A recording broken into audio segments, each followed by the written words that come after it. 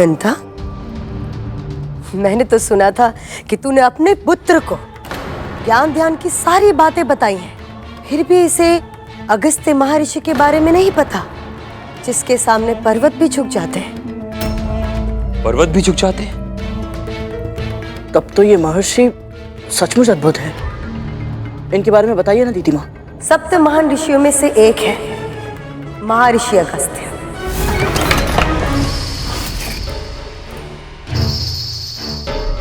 इतने शक्तिशाली हैं, इतने शक्तिशाली कि एक बार उन्होंने विशाल पर्वत को भी विवश कर दिया था अपनी आज्ञा मानने के लिए।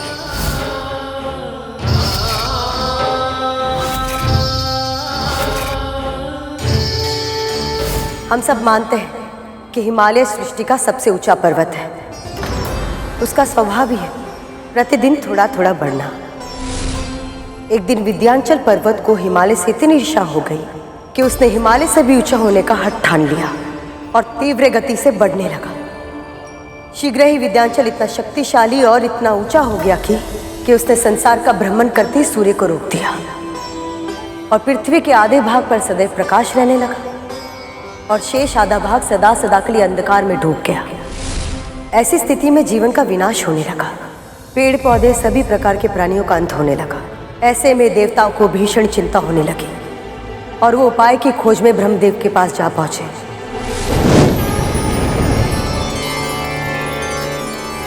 प्रणाम ब्रह्मदेव।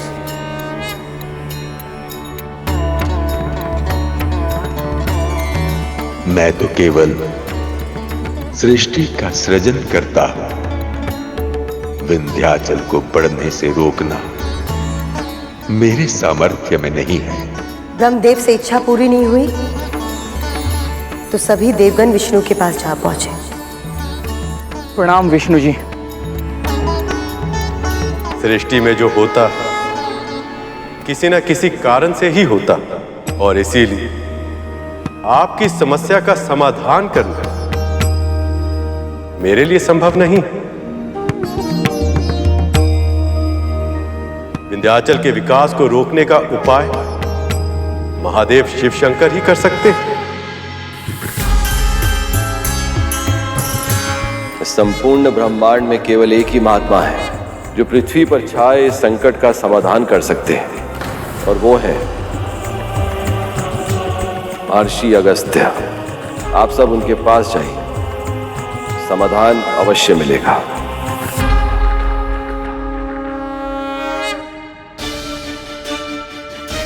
प्रणाम अगस्त्य ऋषि। विंध्याचल से भी बड़ा उसका अहंकार है। एक बार वो अहंकार समाप्त हो जाए तो आपकी समस्या अपने आप समाप्त हो जाएगी। पर उसका ये अहंकार समाप्त कैसे होगा?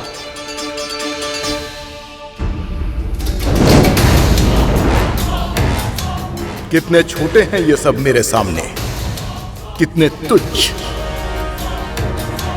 ओम नमः शिवाय, ओम नमः शिवाय, ओम नमः शिवाय, ओम नमः शिवाय, ओम नमः शिवाय, ओम नमः शिवाय। मैं इतना विशाल हूं पर मेरी ओर आंख उठाकर भी नहीं देखा। ओम नमः शिवाय, ओम नमः शिवाय। अवश्य ही ये कोई बहुत सिद्ध महान ऋषि हैं। तभी तो शिव भक्ति में इतने लीन हैं कि आसपास की कोई भी वस्तु इन पर अपना प्रभाव नहीं डाल पा रही है। ओम नमः शिवाय। यदि इनका मुझे आशीर्वाद मिल जाए तो मेरा प्रभुत्व और भी अधिक बढ़ जाएगा। ओम नमः शिवाय। अभिवादन स्वीकार कीजिए महर्षि। ओम नमः शिवाय। अभिवादन स्वीकार कीजिए महर्षि।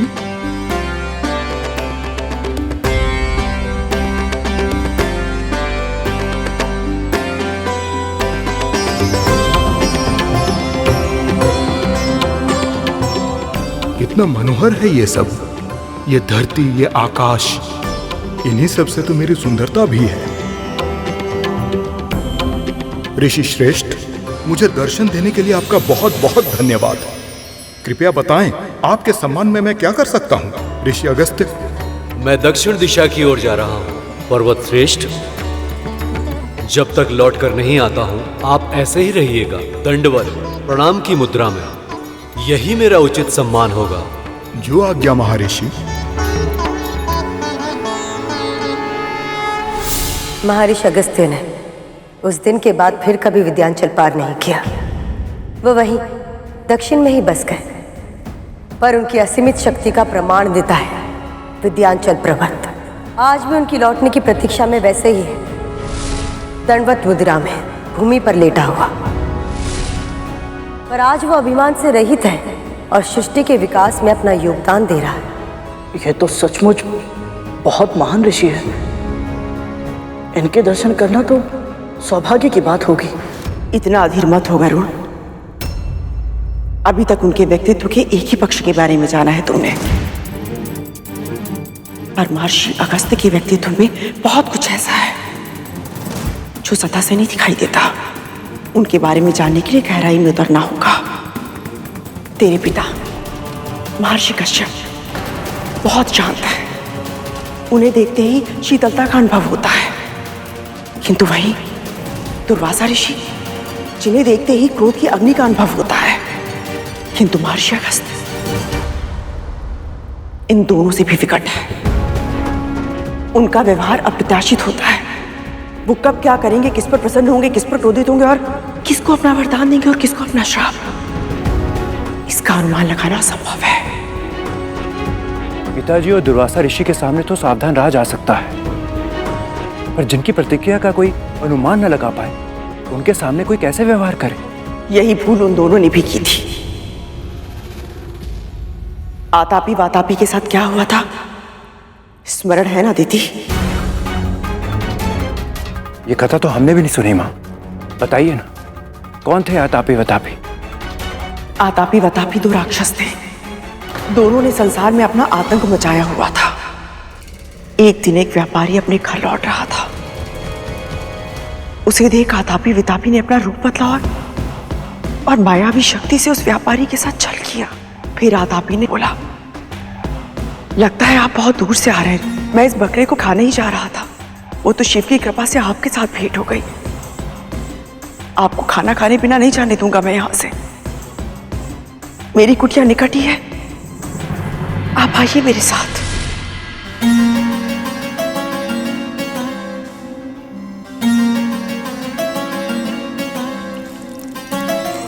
भोजन बहुत ही स्वादिष्ट बनाया था आपने।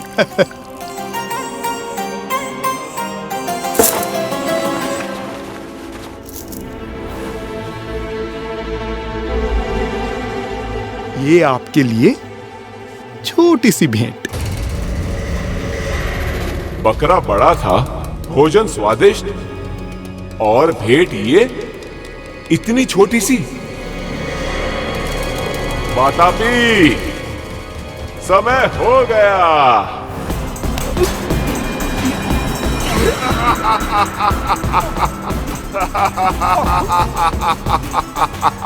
वातापी,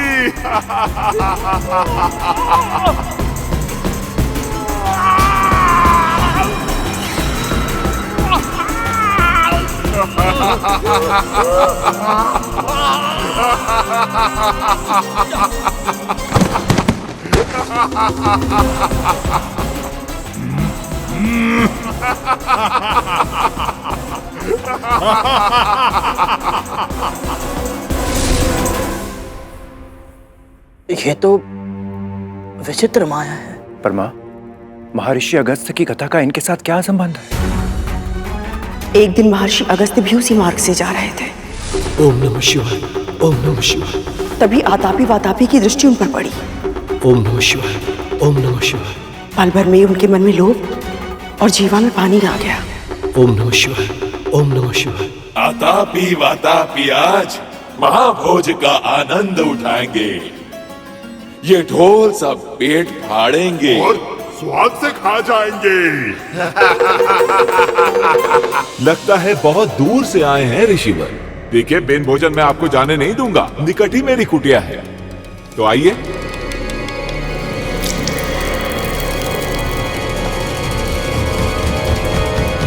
जीर्णाम जीर्णाम वातापी जीर्णाम।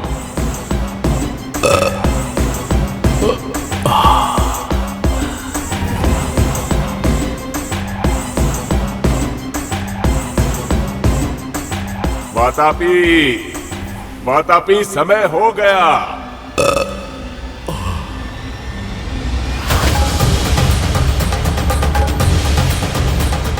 वातापी, समय हो गया। वातापी बाहर निकल। क्या किया है तूने मेरे भाई के साथ ऋषि? बता तूने क्या किया है? कहाँ है मेरा भाई? तुम्हारा भाई? मैंने कहा था, तुमने सुना नहीं? जीर्णाम जीर्णाम वातापी जीर्णाम। इस मंत्र के उच्चारण से भारी से भारी भोजन पचा सकते हैं। तुझे इसका दंड मिलेगा।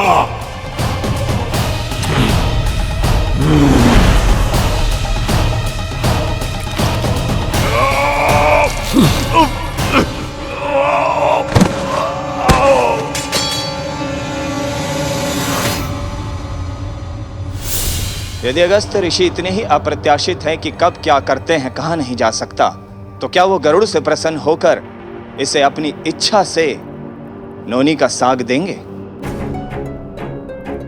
ये कार्य कठिन है, परंतु असंभव नहीं। महारानी, नोनी का साग मैं ले आऊंगा, वो भी समय से पहले।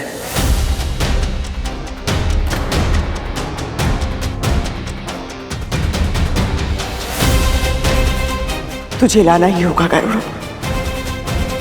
मेरे पुत्रों के प्राण अधर में है। अवश्य लाऊंगा महाराज, फिर चाहे मुझे अपने प्राण ही क्यों ना देने पड़े।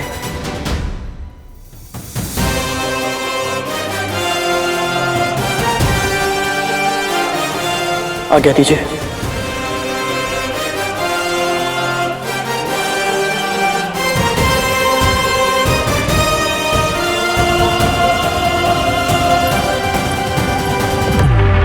मैं गरुड़ के असफल होने की प्रतीक्षा नहीं कर सकती। मुझे स्वयं ही ये निश्चित करना होगा कि इनसे कोई चूक हो जाए और ये जीवित पुत्रिका के व्रत विफल हो जाए। पर कैसे करूं ये? कैसे?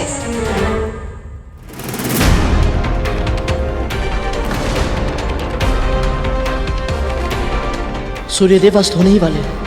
मुझे शीघ्रता करनी होगी।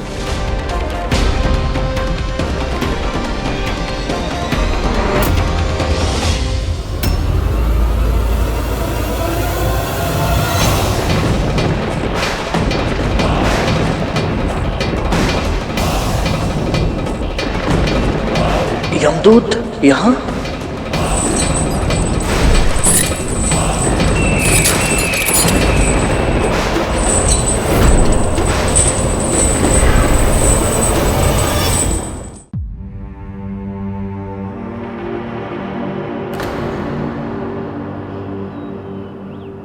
क्या देख रहा है गरुड़?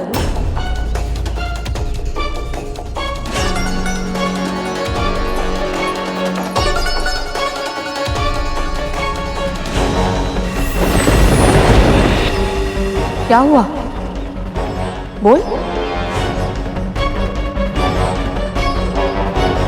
पता नहीं मां, विचित्र सा भय लग रहा है। मैं जानता हूं मैंने क्रोध में आकर अपने भाइयों को कहा था यदि उन्होंने आप पर अत्याचार किया तो मैं उन्हें ऐसी अवस्था में पहुंचा दूंगा कि वो ईश्वर से अपनी मृत्यु की कामना करेंगे। और आज जब सच में उनके प्राण संकट में है तो बोले गए शब्द धनुष से छूटे तीर की तरह होते हैं गरुड़। चाहकर भी उन्हें वापस नहीं लौटाया जा सकता। पर इस समय तो इन नकारात्मक विचारों को मन में मत आने दे। अभी जो कार्य करना है उस पर ध्यान दे। सच कहूं तो इस आपदा में भी एक वरदान मिला है तुझे। हाँ गरुड़, महर्षि अगस्त्य से भेंट का अवसर किसी सौभाग्य से कम नहीं है। जब वो तेरे सामने आए ना तो तू उन्हें दंडवत प्रणाम करना। तब तक भूमि से मत उठना जब तक वो तुझे आशीर्वाद ना दे दे। यदि उन जैसे महान ऋषि का वरद हस्त तेरे सर पर होगा तो तेरे भाइयों के साथ कोई अहित नहीं होगा। गहरी श्वास ले गरुड़, अन्य सभी चिंताओं को अपने मस्तिष्क से निकाल दे। अपने मन को विचार शून्य कर ले। केवल वर्तमान में जो कार्य करना है ना, उस पर ध्यान केंद्रित कर।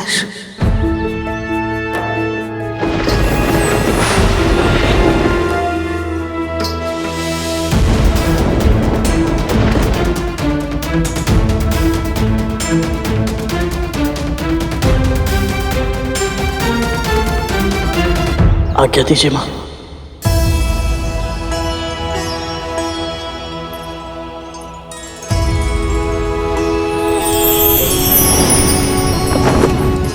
हे नारायण, इसे सफल बनाइए।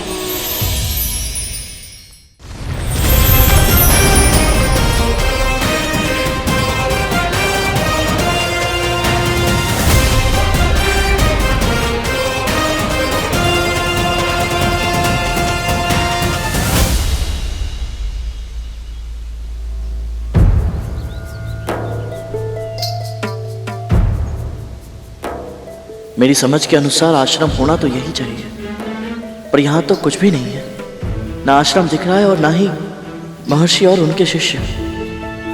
कहीं मैं किसी और स्थान पर तो नहीं आ गया? ओम नमो नारायणाय नमः। ओम नमो नारायणाय नमः।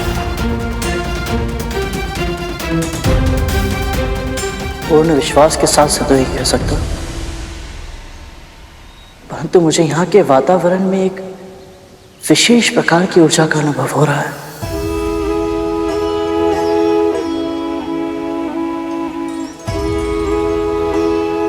यदि आप सब महर्षि अगस्त्य की साधना शक्ति के साक्षी रहे हैं, तो कृपया मुझे भी उनकी आभा का दर्शन करवाइए।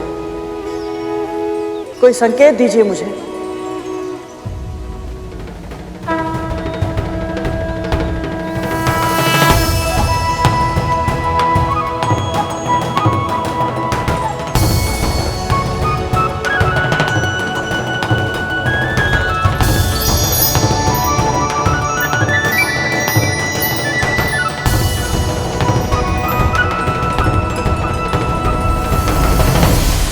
इसका अर्थ यह है कि मैं सही स्थान पर हूं।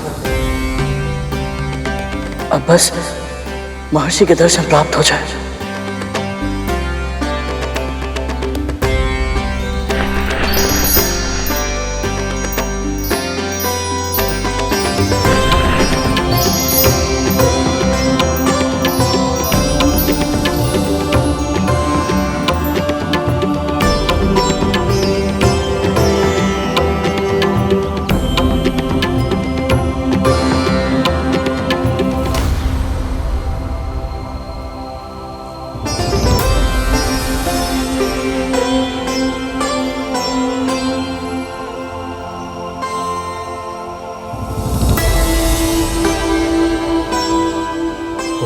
शिवाय।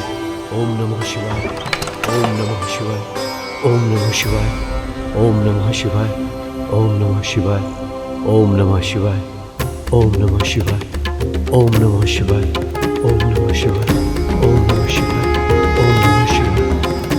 शिवाय। ओम नमः शिवाय। ओम नमः शिवाय। ओम नमः शिवाय।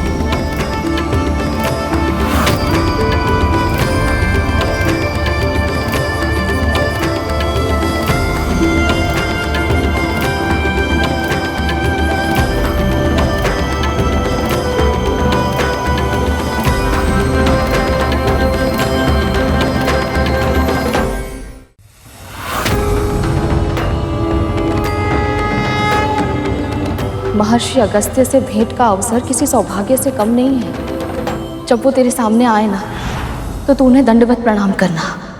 तब तक भूमि से मत उठना जब तक वो तुझे आशीर्वाद ना दे दे।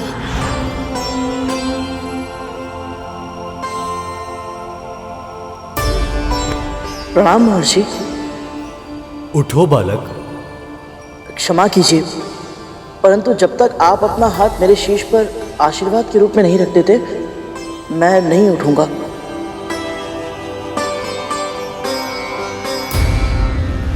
इस दासी ने तुझ पर हाथ उठाया कद्रू, और तुमने इसको तन तक नहीं दिया। ऐसे नियंत्रित करी तुम इस विंता और उसके पुत्र को? मैं मानती हूँ कद्रू कि क्रोध ना करके तुम अपनी जीवित पुत्रिका के व्रत को व्यर्थ नहीं करना चाहती, क्योंकि तुम्हारे पास ये अंतिम उपाय है अपने पुत्रों के प्राण बचाने का। पर यदि तुम इन दोनों को उनकी मर्यादा नहीं सिखाओगी तो देखना कद्रू, ये दासी एक दिन तुम्हारे शीश पर बैठकर राज करेगी और तुम सिर्फ चुपचाप देखने के सिवाय कुछ नहीं कर पाओगी। ये स्वयं तुम्हें थप्पड़ मार सकती है। तो कल्पना करो कि भविष्य में वो अपने विशाल विकट पक्षी से क्या क्या करवाएगी। तुम हंस रही हो कद्रू? स्वर्ग में तुम्हें बहुत अच्छी नींद आती होगी ना दीदी? तुम्हें स्वप्न देखने की इतनी लत लग चुकी है कि तुम दिन में भी स्वप्न देखने लगी हो। एक तो दिवा स्वप्न, ऊपर से इतना आनंददायक। हंसू नहीं तो क्या करूं?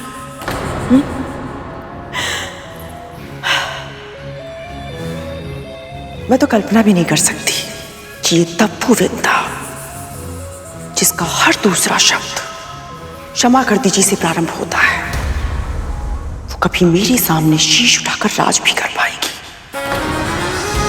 वो मेरे समक्ष एक चींटी के समान है।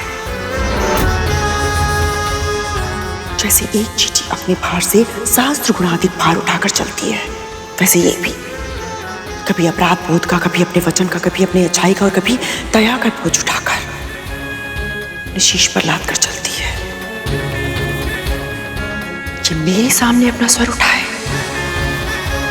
असंभव है। ये असंभव।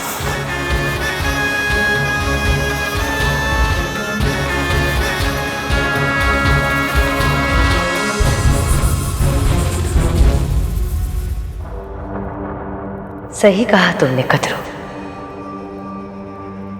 ये विंता एक चींटी जैसी ही है, पर किसी चींटी को सताना, उसे मारना, ये बहुत बड़ा महापाप होता है, जिसका तुम्हें आभास भी नहीं है कद्रू। कद्रू, कद्रू बहुत बहुत धन्यवाद ऐसा उपाय देने के लिए। अब देखना कद्रू, ये छोटी सी चींटी ही तुम्हारे इतने बड़े व्रत को कैसे भंग करती है। बड़े ही हठी बालक हो तुम। आपसे हट करने की धृष्टता तो मैं स्वप्न में भी नहीं कर सकता। ये तो मेरी माँ की आज्ञा है गुरुदेव। उनकी आज्ञा का उल्लंघन मैं कभी नहीं कर सकता। गुरुर ब्रह्मा गुरुर विष्णु गुरुर देवो महेश्वर गुरु साक्षात परब्रह्म तस्मै श्री गुरुवे नमः। जिन गुरु के आगे त्रिदेव भी सम्मान से शीश झुकाते हैं, तुम उन्हीं गुरु की आज्ञा से अधिक अपनी माँ की आज्ञा को महत्व दे रहे हो। श्री गंगा जी के समान कोई और तीर्थ नहीं, श्री विष्णु के समान कोई और प्रभु नहीं, शिव के समान कोई पूज्य नहीं और माँ के समान कोई और गुरु नहीं। आप मेरे समानीय है गुरुदेव, परंतु संसार में माँ का स्थान कोई और कैसे ले सकता है भला? आप ही बताइए। तुम्हारी माँ ने तुम्हें उत्तम शिक्षा दी है गरुड़।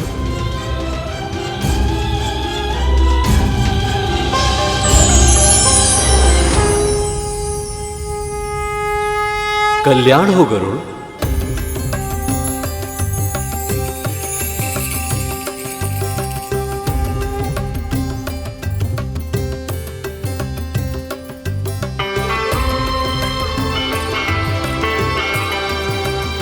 महर्षि, आप मुझे पहचानते हैं?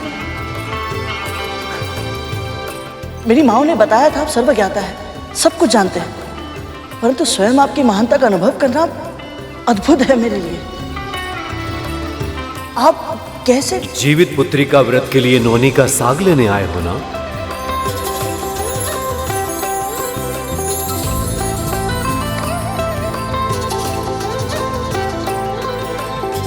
ये रहा। ले लो।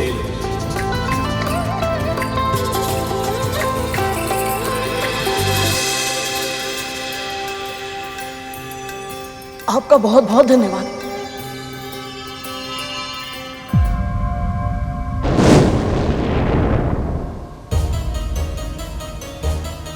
महर्षि,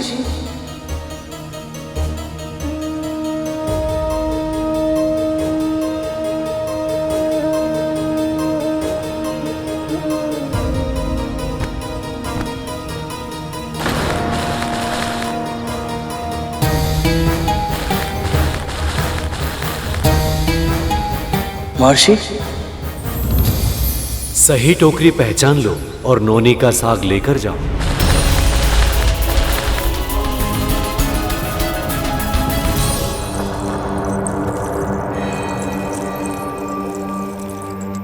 राहु, ये नाक का बिल देख रहे हो, इसमें हाथ डालो।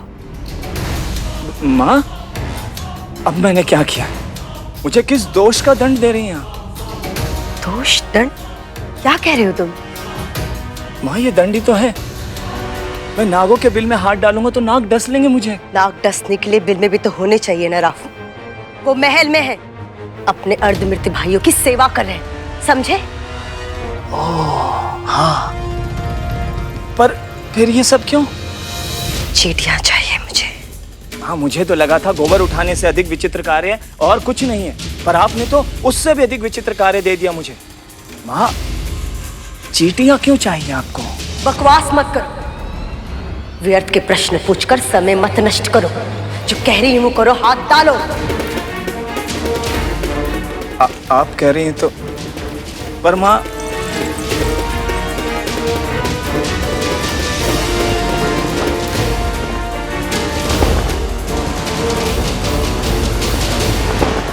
छी, माँ, चींटियां कैसे चल रही है मेरे तन पर? माँ, ये चींटियां तो काट रही हैं। यही तो उनकी सुंदरता है, किसी भी सतह पर चलने लगती है, बिना किसी स्वर के और बिना किसी का ध्यान आकर्षित किए। चुपचाप शीघ्र करो राम।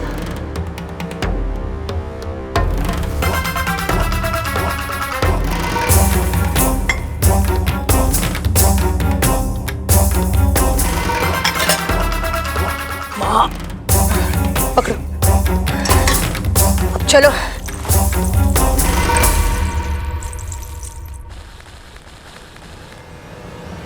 ये कैसा खेल है? महर्षि ने तो पूरी तरह से भ्रमित कर दिया।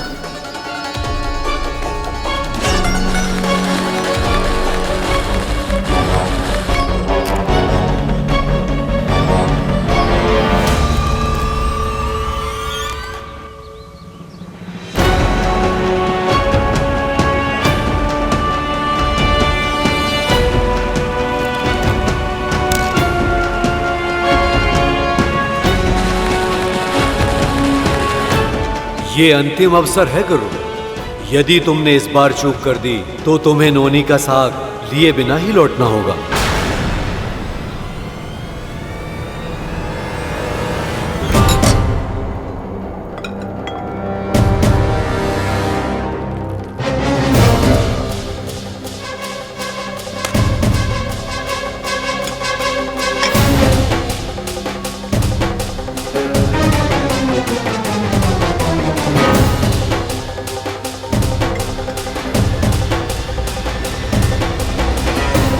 माता कद्रू के कक्ष में एक गुड़ का टुकड़ा क्यों फेंका है माँ ने?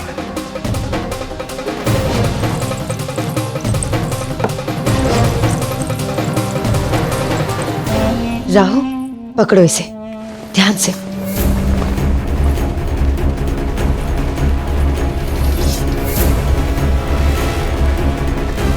अच्छा, अब समझा।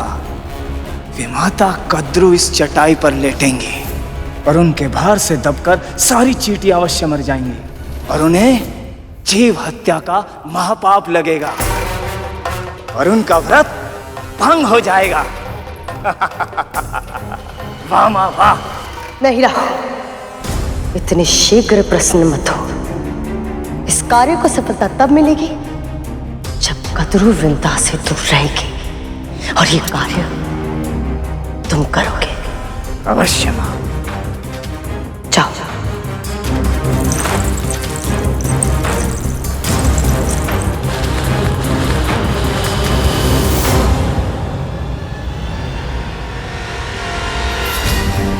सूर्यदेव भी अब किसी भी क्षण अस्त हो जाएंगे।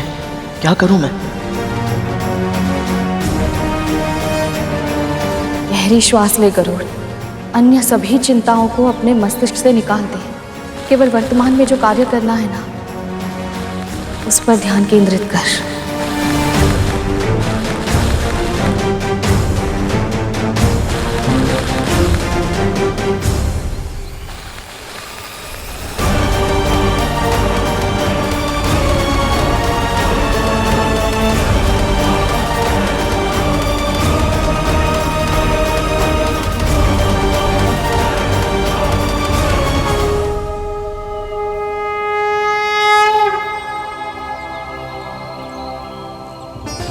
क्षमा करें गुरुदेव, मैं समझ गया। जब तक आप मुझे सिखाएंगे नहीं, मैं सही टोकरी चुनने में असमर्थ हूं। अच्छा शिष्य बनने के लिए उस व्यक्ति को सबसे पहले ये स्वीकार करना चाहिए कि उसे इस विषय का ज्ञान नहीं है और उसे सीखने की आवश्यकता है। व्यक्ति में विनय का गुण हो तभी वो ज्ञान प्राप्त कर सकता है। अब तुमने अपनी अज्ञानता को स्वीकार कर लिया है, तो मैं तुम्हें वो सभी विद्याएं जिनका ज्ञान मुझे है, वो सब अवश्य तुम्हें सिखाऊंगा। किंतु अभी ये लो, ये नौनी का साग अपनी मां के लिए ले जाओ।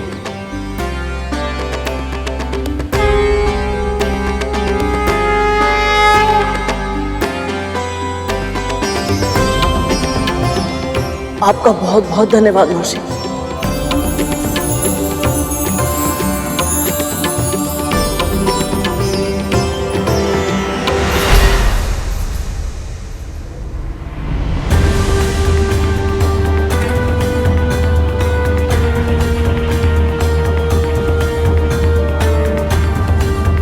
तुम गुरु से तब तक कुछ प्राप्त नहीं कर सकते जब तक कि तुम गुरु दक्षिणा न चुका दो।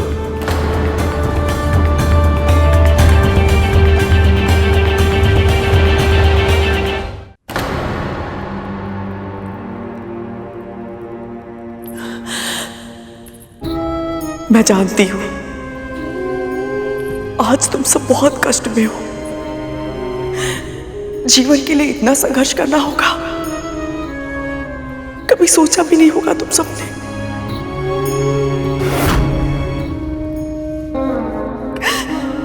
और इस संघर्ष में इतनी आसानी है पीड़ा, इसकी तो कल्पना भी नहीं की होगी। किंतु स्मरण रहे,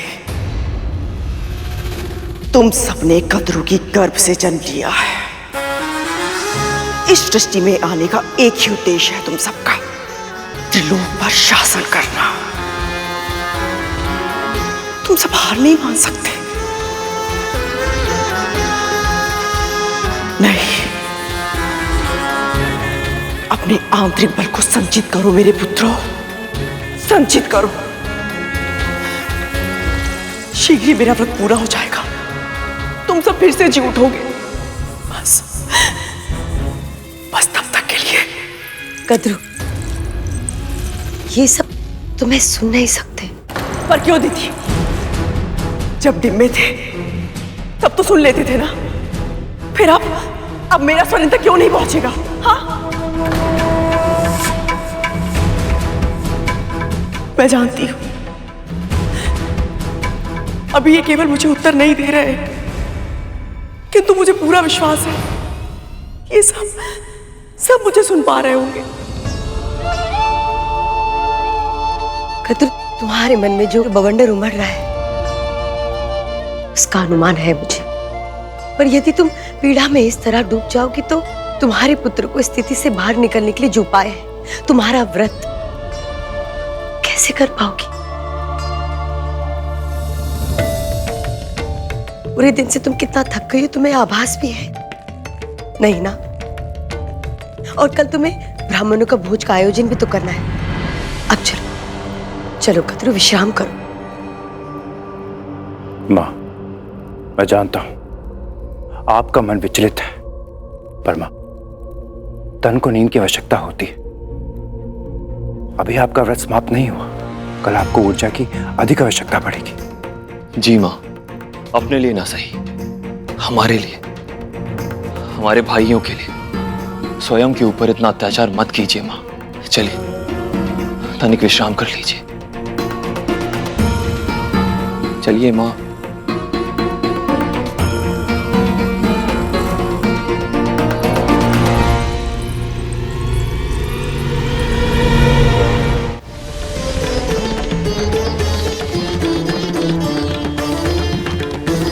आप जैसे महान सर्वज्ञाता महर्षि को भला मैं क्या दे सकता हूं?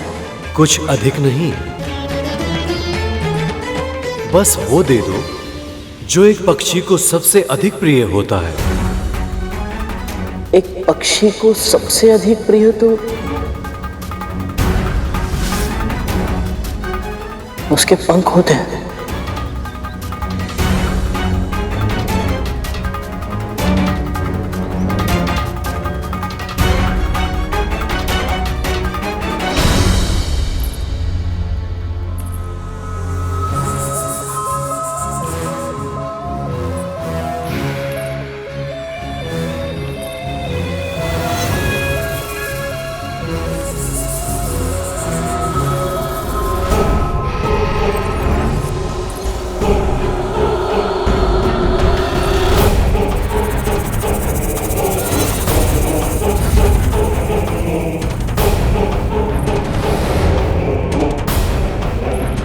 जैसे ही कद्रू इस आसन पर विश्राम करेगी, उसके भार से अनेक चींटियां मर जाएंगी और जीवित हत्या के दोष में उसके जीवित पुत्रिका का व्रत टूट जाएगा।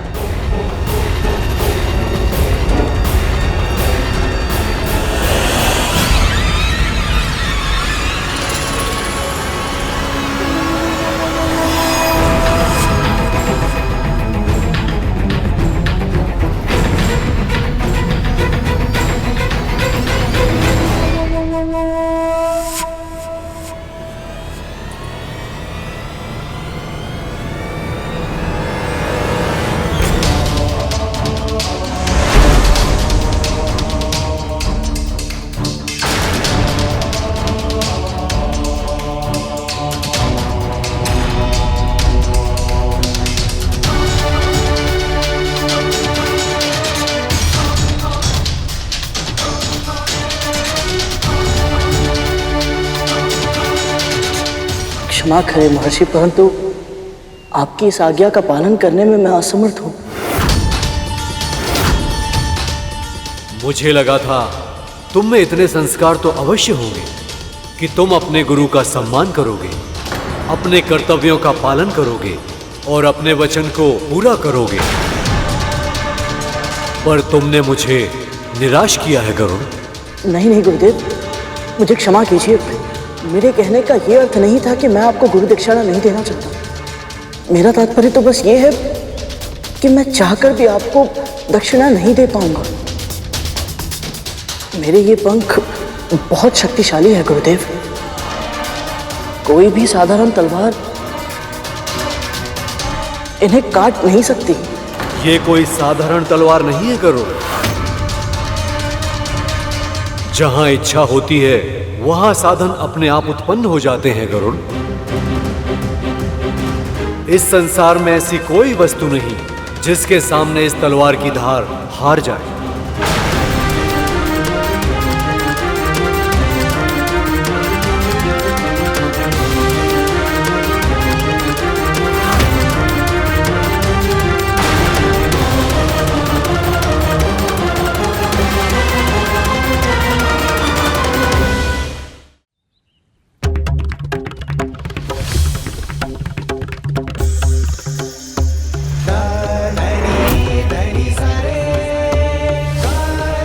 बस वो दे दो जो एक पक्षी को सबसे अधिक प्रिय होता है।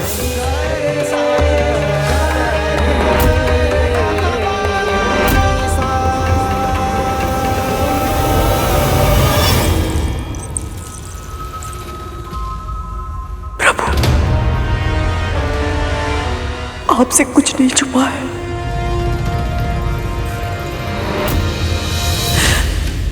आप स्वयं जानते हैं कि ये व्रत मैंने बहुत मन से किया है। यदि भूल से भी कोई भूल हो गई हो तो मुझे क्षमा कर देना।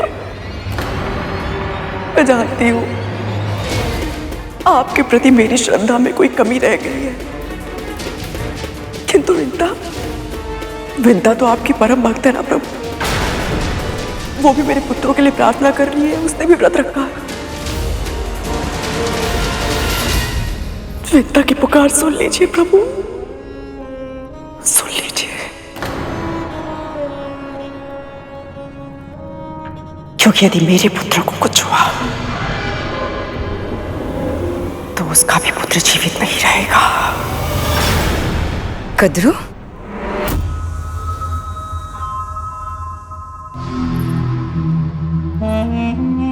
कद्रू, मैंने तुम्हें विश्राम करने के लिए कहा था ना?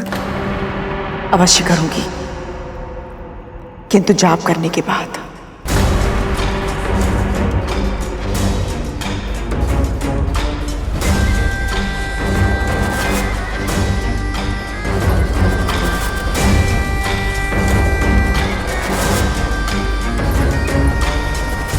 एक बार दिखाती हूँ कद्रू दीदी को। जाप कितनी बार करोगे? 108 बार। 108 बार? कम है ना 108 बार? 1008 बार करूंगी।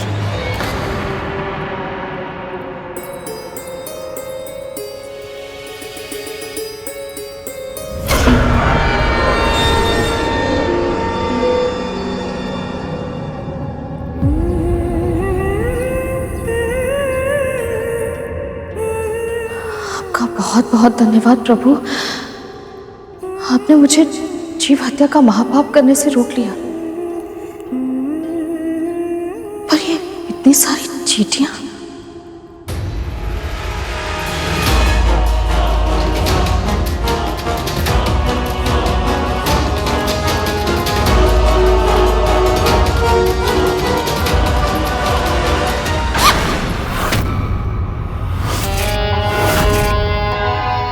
कुछ खाने को मिलेगा वे माता? हाँ,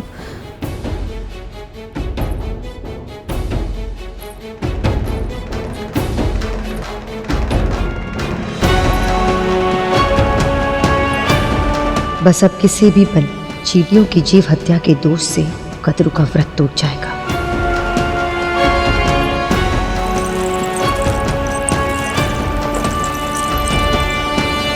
ये तो चटाई के कोने पर जाप करने बैठ गए, जहाँ चींटियां है ही नहीं। यदि इसका व्रत पूरा हो गया तो मेरी सारी योजना व्यर्थ हो जाएगी।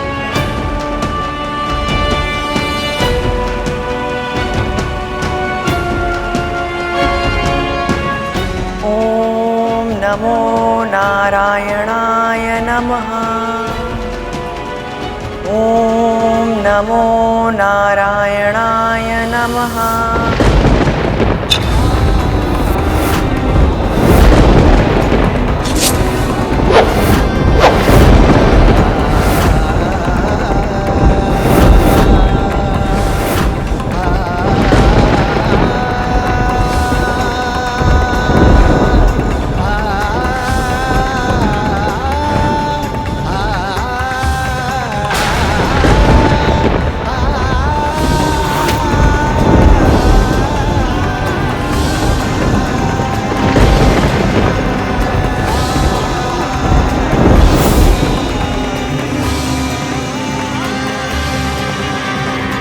आप फिर से अरुण भैया के जन्म के दिन के बारे में सोच रही है ना माँ?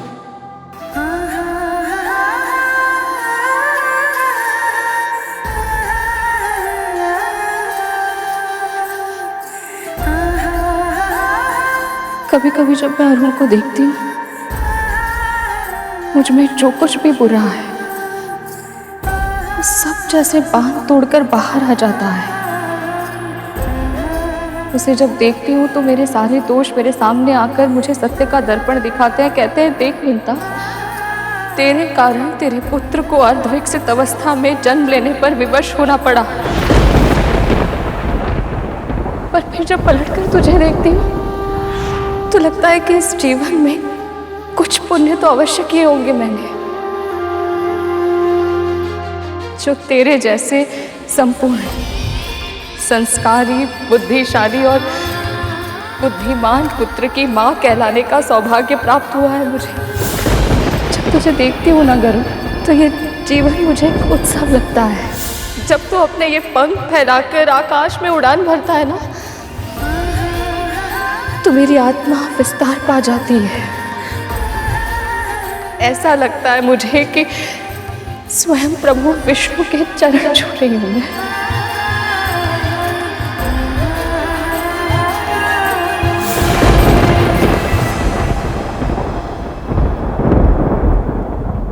पंख कट गए तो मैं अपनी मां को दास्ता से मुक्त कैसे करा पाऊंगा? अपने भाइयों को दिया वचन कैसे निभा पाऊंगा? पिताजी की आशाओं को पूरा कैसे कर पाऊंगा? और सबसे आवश्यक तो ये है कि बिना पंखों के मैं समय से पहले महल कैसे पहुंच पाऊंगा, ताकि मेरी दोनों माओं का व्रत सफलतापूर्वक पूरा हो जाए और मेरे नाग भाइयों के प्राणों की रक्षा हो पाए।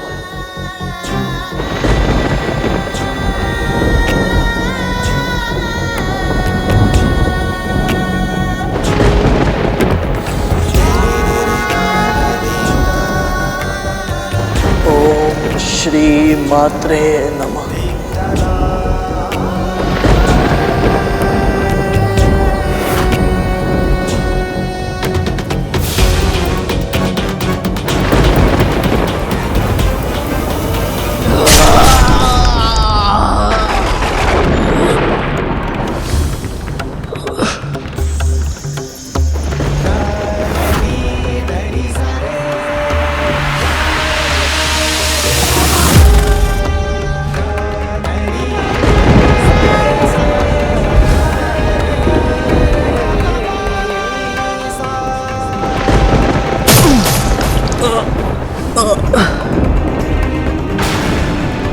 हे नारायण, मुझे अचानक इतनी पीड़ा क्यों हो रही है? कहीं मेरा पुत्र किसी संकट में तो नहीं?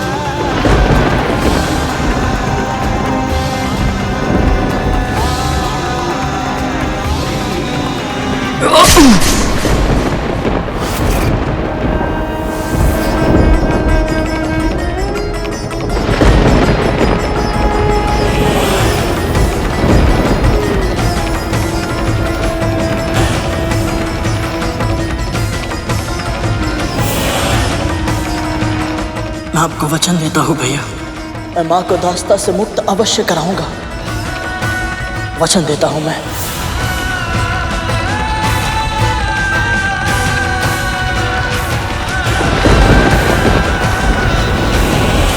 पुत्र गरुड़, अपने उद्देश्य को भूलकर तुम यहाँ क्यों रुक गए? एक बार किसी कार्य को करने का निश्चय कर लो तो फिर मन को भटकने नहीं देना चाहिए। जाओ और अपने लक्ष्य को पूरा करो।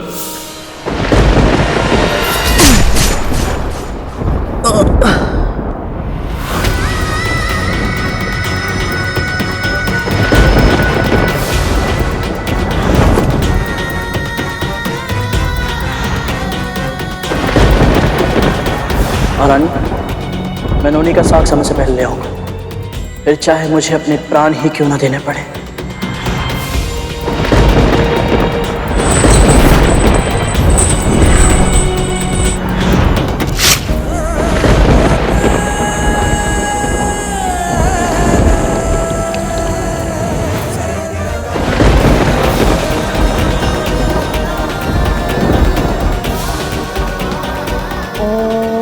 नमो नारायणाय नमः। कैसे कर पाऊंगा मैं ये सब? कैसे? परंतु गुरु दक्षिणा तो देनी ही होगी। गुरु का ऋण ना चुकाने का महापाप नहीं करूंगा मैं। अपने भाइयों के प्राणों की रक्षा और शिष्य धर्म का पालन करने के लिए तुम अपने पंखों का त्याग कर रहे हो। इतना बड़ा बलिदान, धन्य हो तुम गरुड़।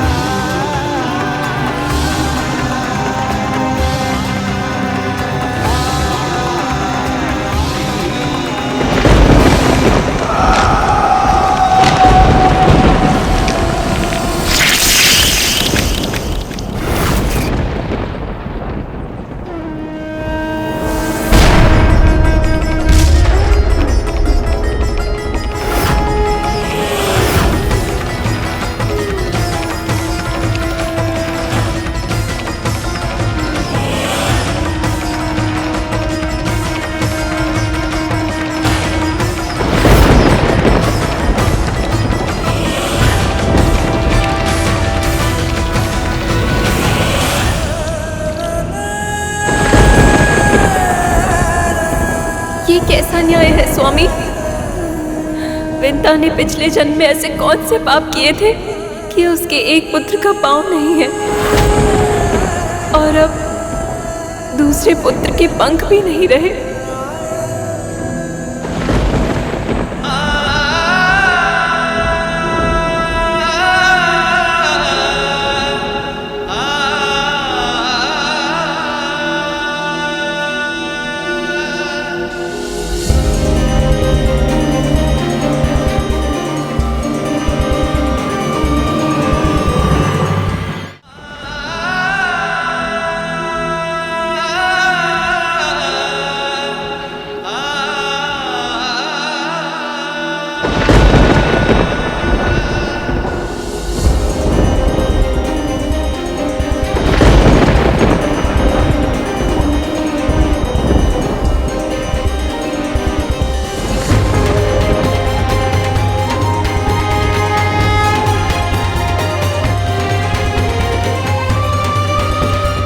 तूने क्या किया भाई?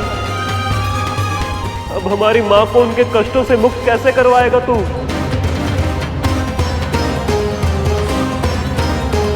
तुमने अपना वचन निभाकर अपने हाथों से ये पंख काटकर मुझे प्रसन्न किया है गरुड़। मैं तुम्हारी गुरु दक्षिणा स्वीकार करता हूं।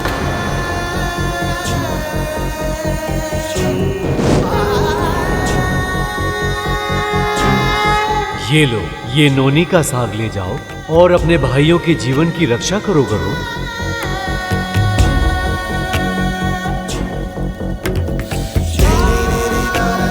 मैं तो बस कुछ ही क्षणों के लिए गरुड़ से मिली थी स्वामी।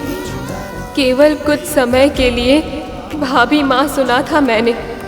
इसकी भाभी माँ होने का अनुभव किया था। और फिर भी इसे इस दशा में देखकर मेरा हृदय फटा जा रहा है। तो इसकी माँ जब इसे ऐसे बिना पंखों के रक्त से सना हुआ देखेगी तो उनकी क्या दशा होगी स्वामी?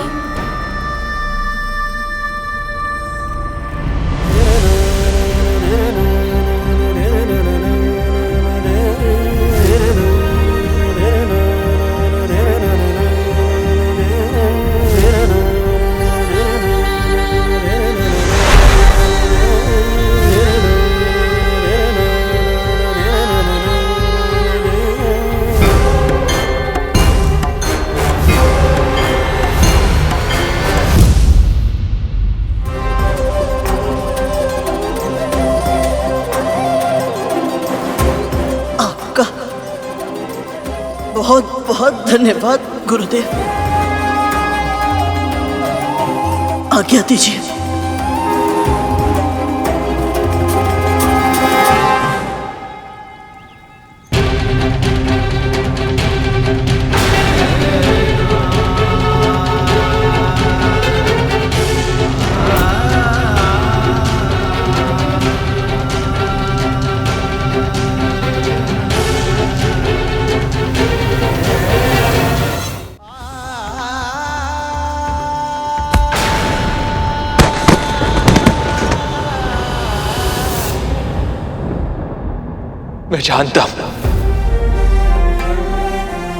मैं जानता हूं कि मुझे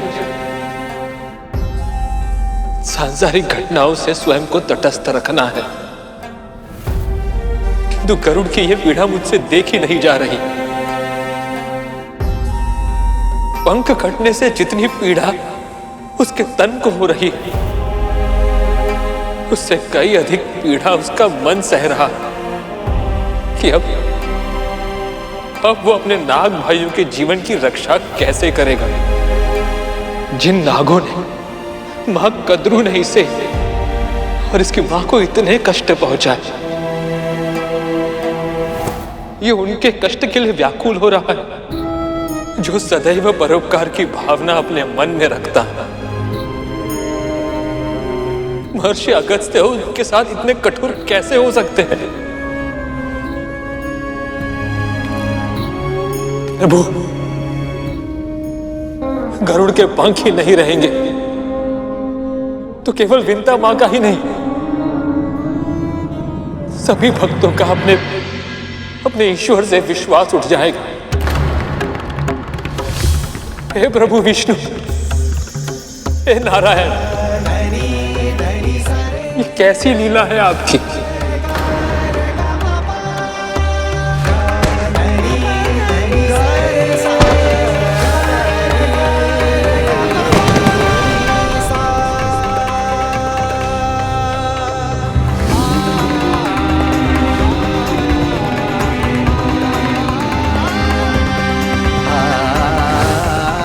तो क्या बिना पंखों के मेरे तन में तनिक भी शक्ति नहीं है?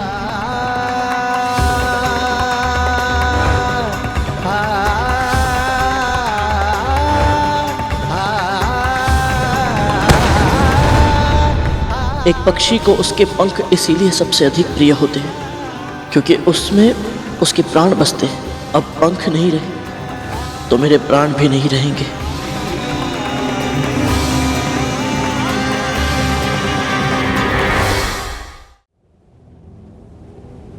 क्षमा कीजिएगा मां, आपका गरुड़ आपको दिया वचन पूरा नहीं कर पा।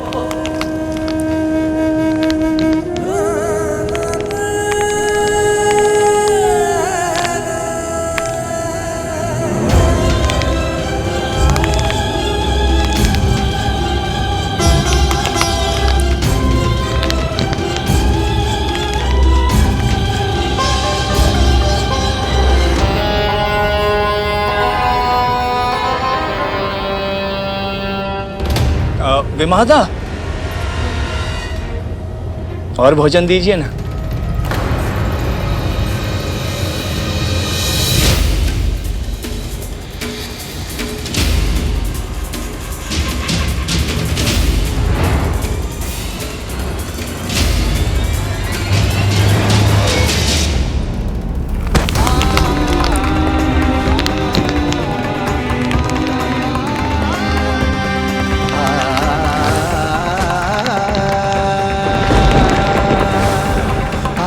ये कैसी लीला है आपकी।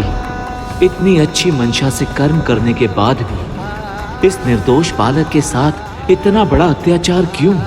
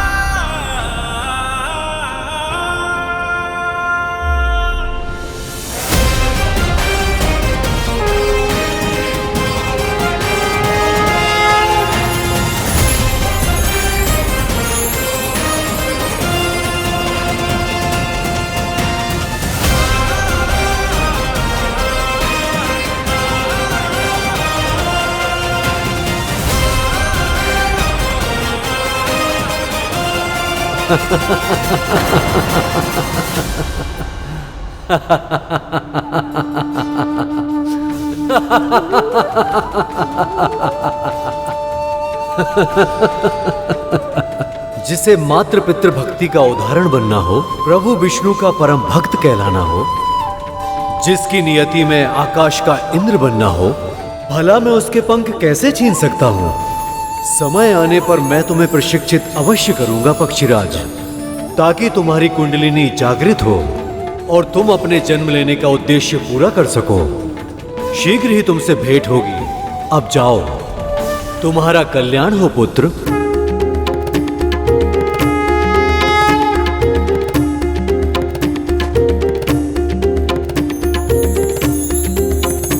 यशस्वी भवा।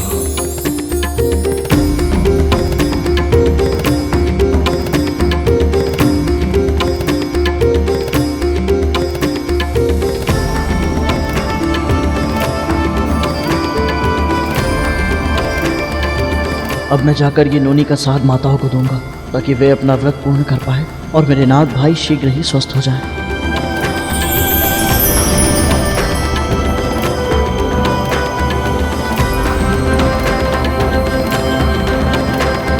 ओम नमो नारायणाय नमः। ओम नमो नारायणाय नमः। ओम नमो नारायणाय नमः। गुड़ को खतरों के निकट कर देती हूँ, ताकि चींटियां भी उसके निकट चली जाए। ओम नमो नारायणाय नमः। ओम नमो नारायणाय नमः।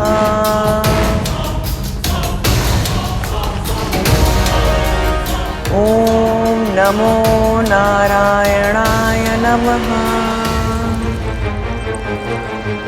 ओम नमो नारायणाय नमः। अब देख कतरो, तेरे नारायण भी तुझे इस हत्या के पाप से बचा नहीं पाएंगे।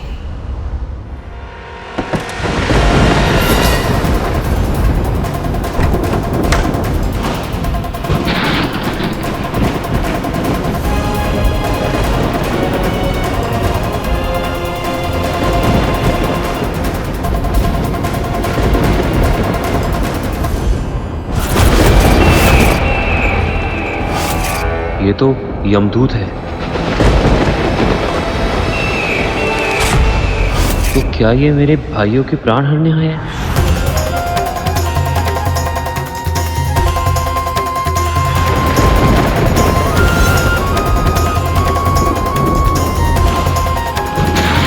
आलिया,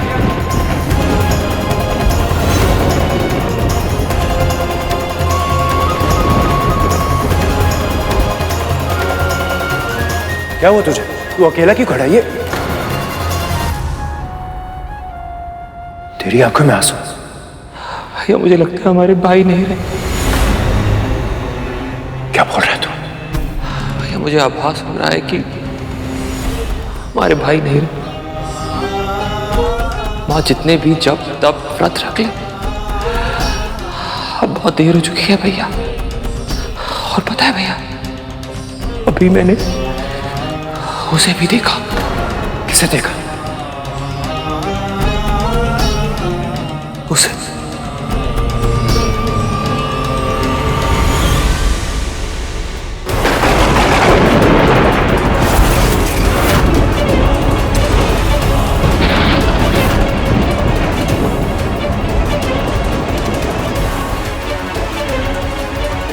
भैया,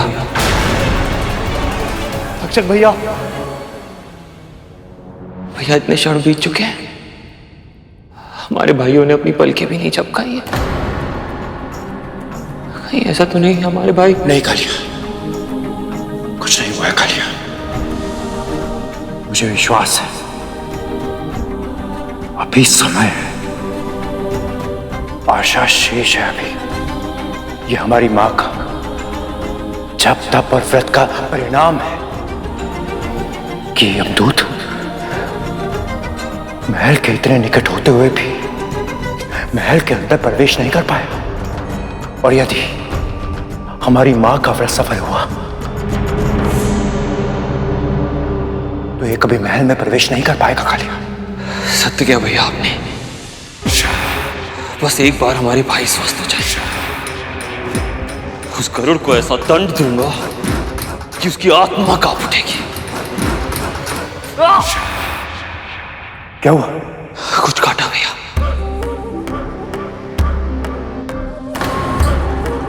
लगता है किसी चींटी ने काटा है। नहीं कालिया, नहीं। यदि तूने जीव हत्या की तो इस चींटी के प्राण लेने के लिए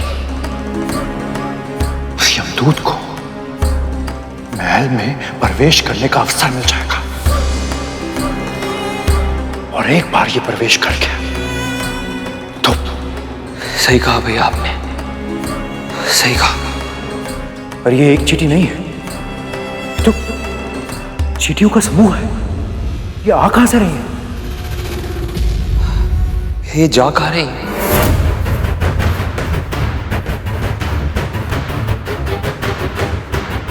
ओम नमो नारायणाय नमः। ओम नमो नारायणाय नमः। ओम नमो नारायणाय नमः। कद्रू दीदी का जाप समाप्त होने वाला होगा, मैं देख कर आती हूँ। माता कहाँ जा रहे हैं? और भोजन दीजिए ना।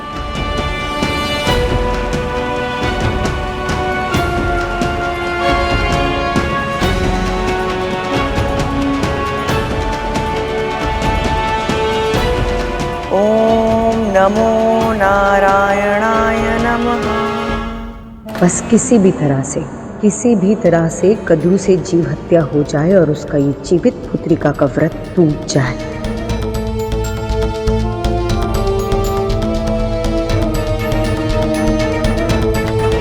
अब तुम विश्राम करो। लाओ माला मुझे दे दो।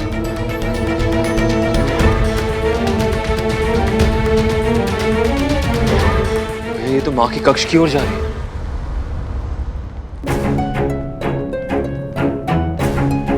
ये दोनों इतनी शीघ्रता में कहाँ जा रहे हैं? सब ठीक तो है?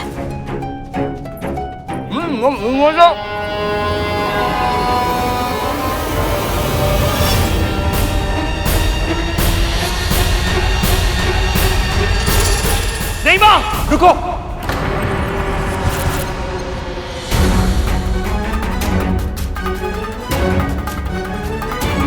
आपके कक्ष में चींटियां हैं।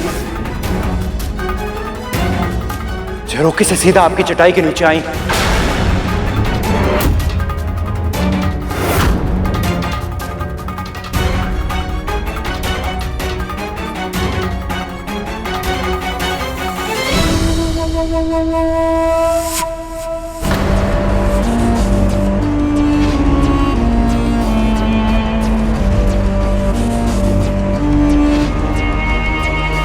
मेरी योजना सफल होने ही वाली थी कि इन दोनों ने आकर अंतिम समय में मेरा सारा खेल बिगाड़ दिया।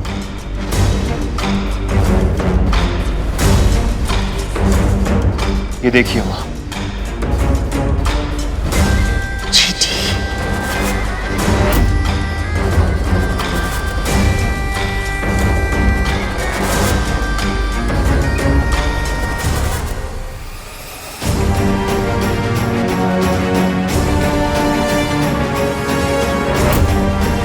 मेरे पुत्रों को चींटियां इतनी दूर से दिखाई दे गई, किंतु तुम्हें यहां होते हुए भी नहीं दिखाई थी।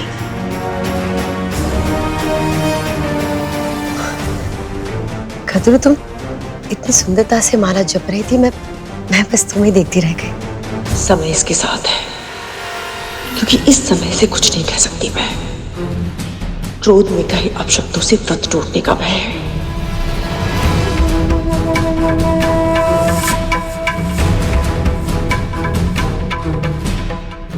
विंता, चींटियों को संभालते हुए इस कक्ष को स्वच्छ कर दो। समय अपने विरुद्ध हो तो हमें अपनी भावनाएं, मन की इच्छाएं मन में ही मारनी पड़ती है। अब मैं समझी कि ये सब विंता के लिए कितना कष्टप्रद होता होगा।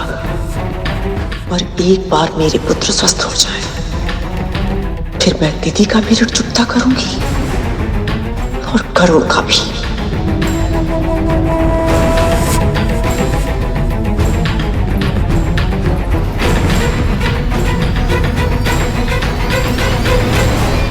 बस अब गरुड़ शीघ्र ही नोनी का साग ले आए ताकि आगे के अनुष्ठान की तैयारी हो सके। महारानी, ये लीजिए नोनी का साग।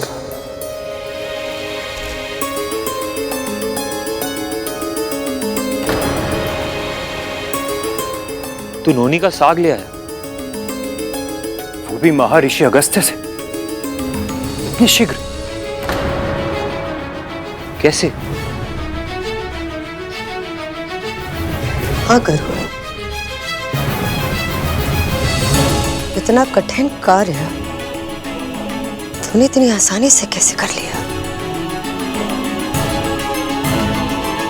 मैं तो केवल माध्यम हूं। सत्य तो यह है कि मेरे साथ दोनों माओं के व्रत की शक्ति है, इसीलिए सभी कार्य समय पर हो पा रहे हैं।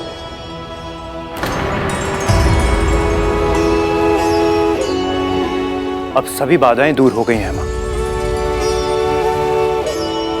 अब तो व्रत का भोग बन पाएगा ना मां? अब आप मुझे ये बताइए कि मुझे अब क्या करना है? तू कुछ नहीं करेगा। जो करना है मैं करूंगी। कुछ ही क्षण में सूर्योदय होने को है। विंता और कद्रू को सूर्य को अर्घ देकर ब्राह्मणों को भोजन कराना होगा, तब जाकर उनका व्रत पूर्ण होगा। और ब्राह्मणों को निमंत्रण देने मैं जाऊंगी ताकि वो यहाँ आकर भोजन कर सके। नहीं दीदी मां, मेरे होते हुए भला आप क्यों कष्ट करेंगे? निमंत्रण मैं दे आता हूं। अभी नोनी का साग लाते समय निकट ही नदी के किनारे मैंने बहुत बड़े ऋषि और उनके शिष्यों को देखा था। बस बस बस,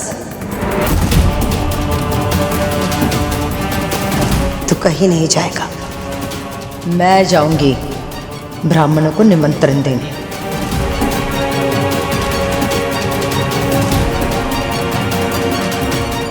दीदी सही कह रही है गरुड़। तुम अर्घ और भोग की तैयारी करने के लिए अपनी मां के साथ जाओ।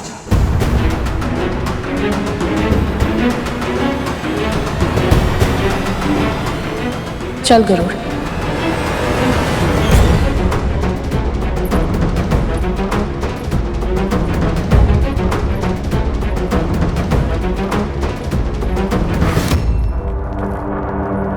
वाह, अब कौन सी चाल चल रही है आप?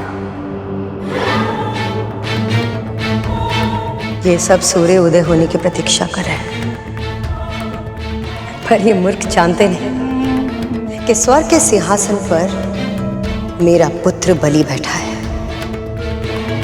चांद सूरज तो क्या, हर देवता, प्रकृति का हर तत्व मेरे पुत्र के नियंत्रण में है।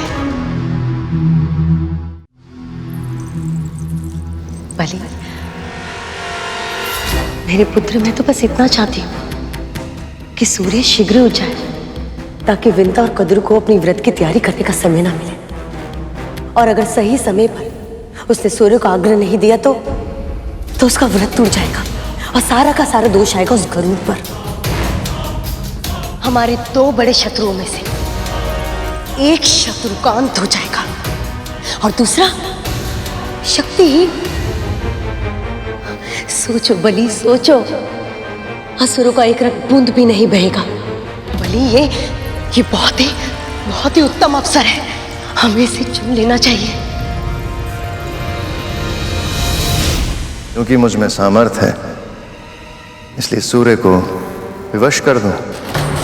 आप तो जानते हैं माँ, समय और सूर्य एक दूसरे के साथ जुड़े हुए हैं। दोनों की कार्य प्रणाली में तनिक सा हेर फेर भी समय और स्थान का संतुलन नष्ट कर देगा। यदि ऐसा हुआ माँ, तो वर्तमान समस्याओं से कई गुना अधिक जटिल समस्याएं हमारे समक्ष उत्पन्न हो सकती हैं।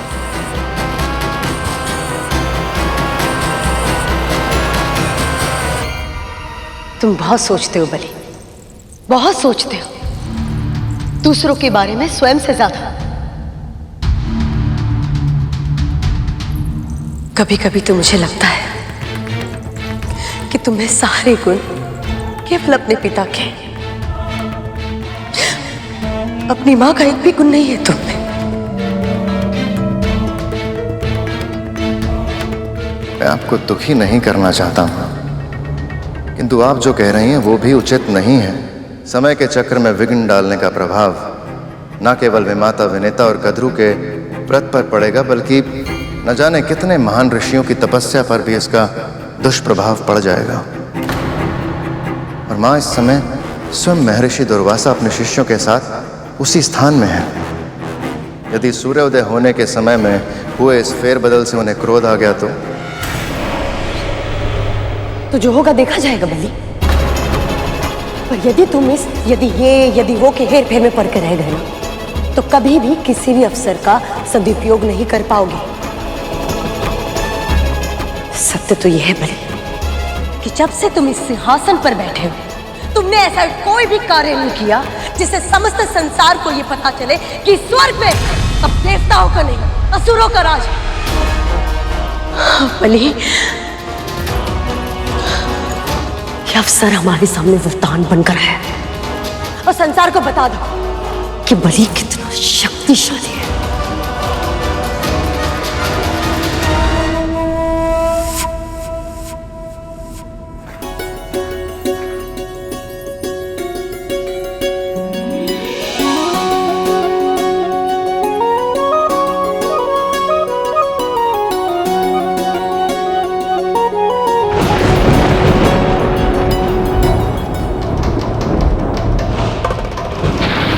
यमदूत यहाँ?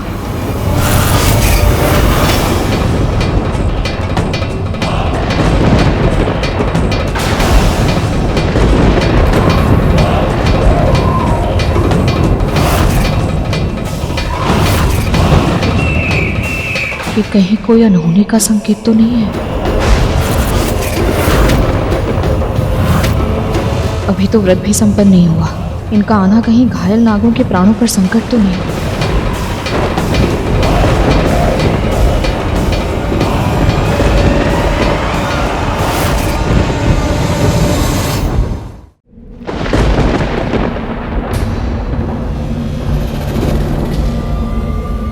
महारानी, आप? व्रत तभी पूरा होता है जब व्रत करने वाला भोग की सामग्री अपने हाथों से बनाए। और वैसे भी भोजन बनाने का अनुभव मुझे तुझसे अधिक है।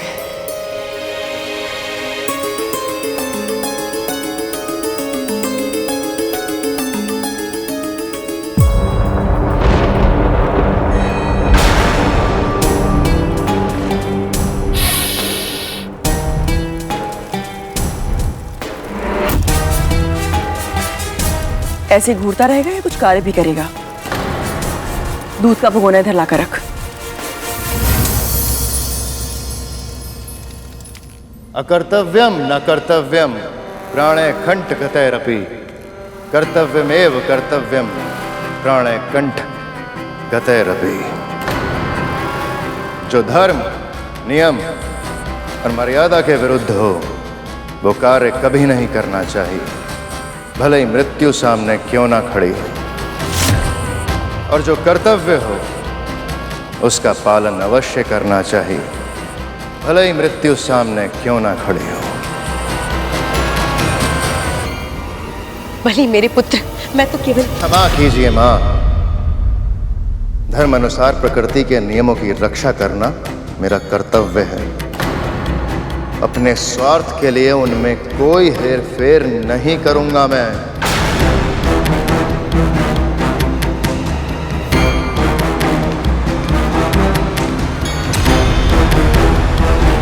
अगर बलि ने मेरी बात नहीं मानी और अगर सूर्य समय पर आ गया तो यमदूत कद्रु के पुत्रों के प्राण हरने में सफल नहीं हो पाएगा। मुझे कुछ भी करके सूर्य से बात करनी होगी और ये व्रत तुड़वाना पड़ेगा।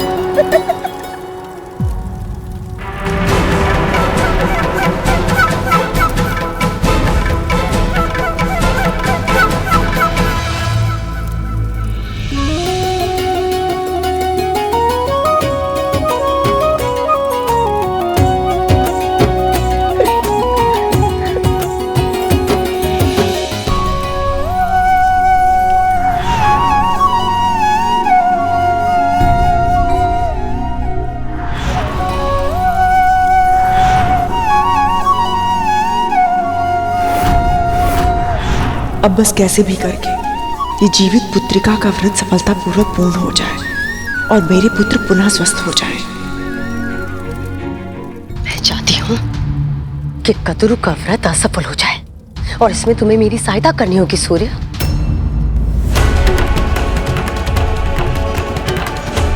आपने पहले भी एक मां का तब व्रत तोड़ने का प्रयास किया था, तब गरुड़ के हाथों अपने अनेकों पुत्रों को खो दिया था। आप फिर से वही पाप क्यों दोहराना चाहती हैं दिति मां? यदि गरुड़ के नाग भाइयों को कुछ हो गया तो उसके क्रोध और प्रतिशोध की भावना सारी सीमाएं तोड़ देगी। सूर्य, तुम मुझे भयभीत कर रहे हो? नहीं मां, मैं तो सत्य का वर्णन कर रहा हूं। तो प्रकृति के नियमों से बंधा है, इसलिए अपनी लोक में रहने की सुविधा का लाभ उठा पा रहा है। पर मत भूल कि तुम्हारे बाकी देव भाई किस दशा में है। हम असुरों से हारने के बाद तुम्हारे देवेंद्र के साथ वन वन भटक रहे। स्मरण रख सूर्य, यदि मैं चाहूं ना तो इसी क्षण तुझे वहां भिजवा सकती हूँ। मेरा पुत्र बलि इतना शक्तिशाली है कि तुम्हारी उपस्थिति के बिना भी वो तुम्हारे सारा कार्य कर सकता है। इतना तो तुम्हें पता ही होगा।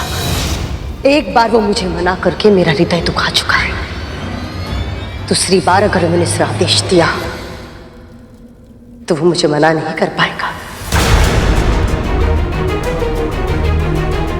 सत्य कह रही हैं, बलि बहुत शक्तिशाली है। वो चाहे तो मुझे मेरे लोक से बाहर निकाल सकता है। दिति मां, मेरा विश्वास कीजिए, मैं आपकी अवज्ञा नहीं करना चाहता, पर समय के चक्र में व्यवधान उत्पन्न कर पाने में मैं असमर्थ हूं। मेरे लिए कोई और आज्ञा तो आप आदेश दीजिए, मैं सहर्ष स्वीकार कर लूंगा। अपने कंगन दो मुझे।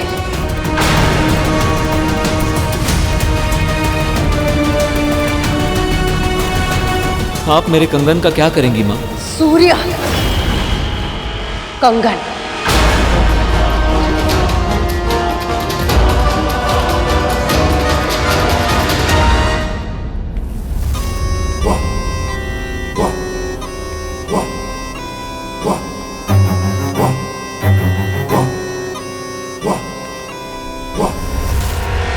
योग्य से शत्रुता, और अयोग्य से मित्रता की मूर्खता की जाए तो यही दशा होती है मेरे भाइयों।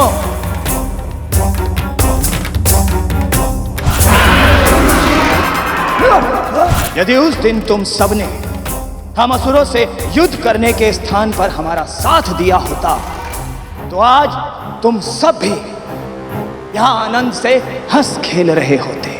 यूं ऐसे मृत्युशैया पर पड़े पड़े यमदूत की प्रतीक्षा नहीं कर रहे होते। पर गरुड़ का साथ देकर तुम सब ने अपना भविष्य स्वयं चुन लिया था। पर अब शीघ्र ही मृत्यु तुम सबको दबोच लेगी।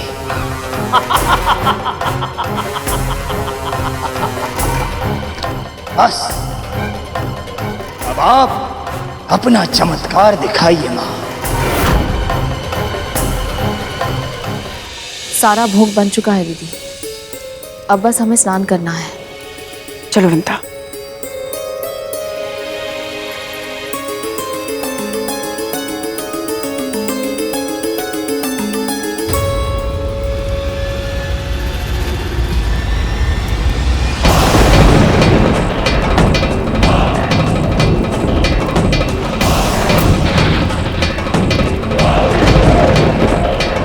लगता है अब इन्हें भी यमदूत का आभास होने लगा है।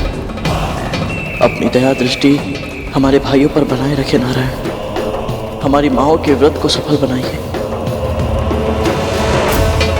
लगता है गरुड़ को भी यमदूत दिखने लगे हैं। इसका अर्थ तो ये है कि मेरे भाइयों के प्राण और भी संकट में हैं। अरुण भैया के आने का समय भी हो गया है। मैं जाकर उनका दर्शन कर लेता हूँ। सूर्योदय से पहले स्नान करके हमें तैयार होना होगा। हाँ दीदी, प्रकाश की पहली किरण आते ही हमें सूर्यदेव को अर्घ देना है।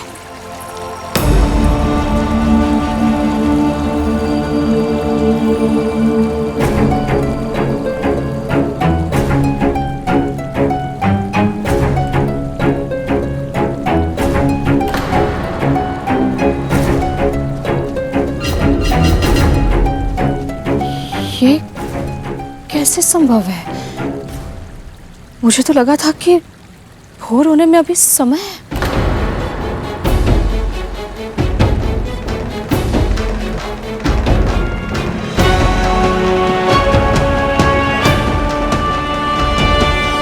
सूर्यदेव के निकलने से पहले अरुण स्वयं निकलता है, अपनी मां के दर्शन करके उन्हें प्रणाम करता है।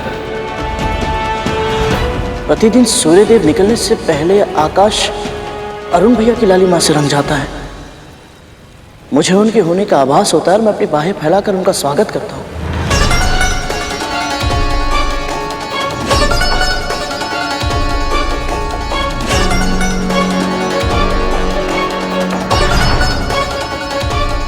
और आज ऐसा कुछ नहीं हुआ।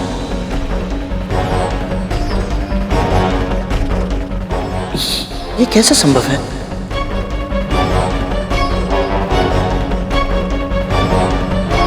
ये कैसे संभव है कि सूर्यदेव यात्रा पर निकले और अरुण भैया उनके साथ ना हो?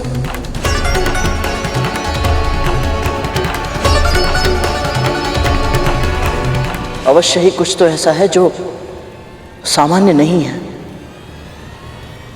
परंतु क्या?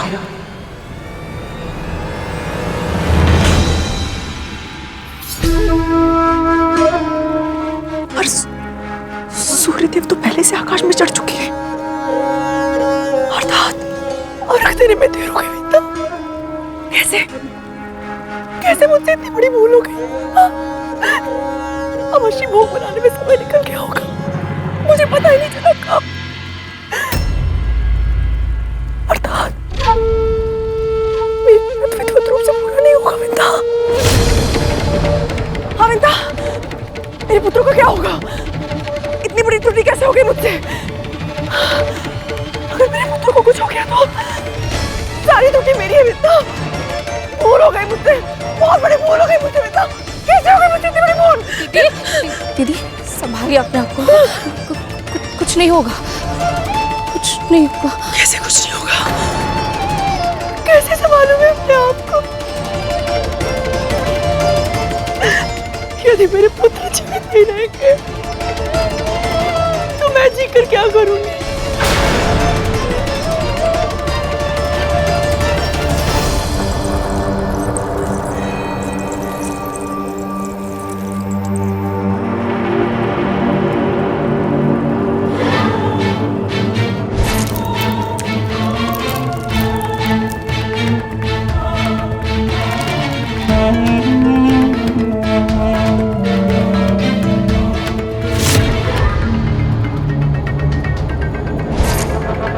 सूर्य का कंगन भी इतना प्रकाशवान है कि इसको देखकर कोई भी भ्रमित हो सकता है कि सूर्योदय हो चुका है।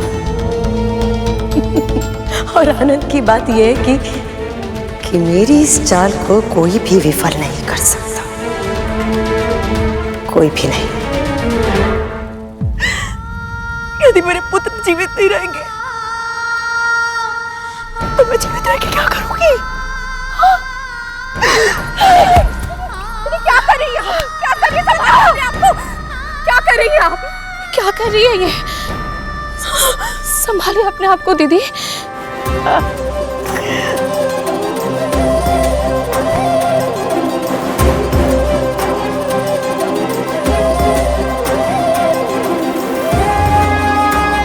संभालिए अपने आप को दीदी,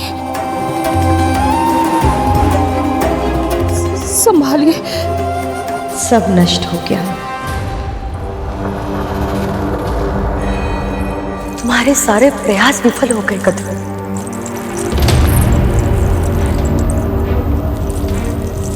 ये कैसे हो गया कद्रू? इतनी चेष्टा करने के बाद भी तुम अपने पुत्र को बचा नहीं पाए।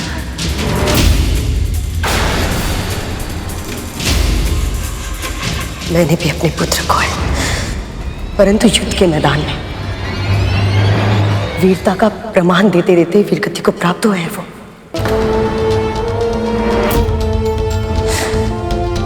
परंतु तुम्हारे पुत्र को छल से मारा गया है। नियत थे वो जब उनकी पीठ पे वार किया गया। दीदी, ये समय इन बातों को कहने का नहीं है। उनकी दशा तो देखिए। व्रत अभी भंग नहीं हुआ है।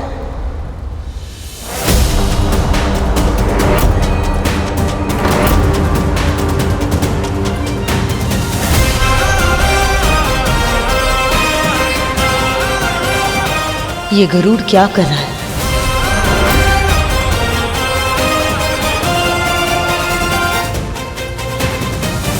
क्योंकि सूर्यदेव का उदय अब तक हुआ ही नहीं।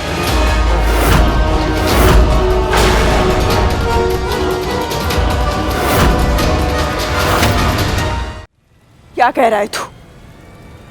ये प्रकाश तुझे दिखाई नहीं दे रहा है? आकाश में चमकने वाली हर एक प्रकाशवान वस्तु सूर्य नहीं होती महारानी।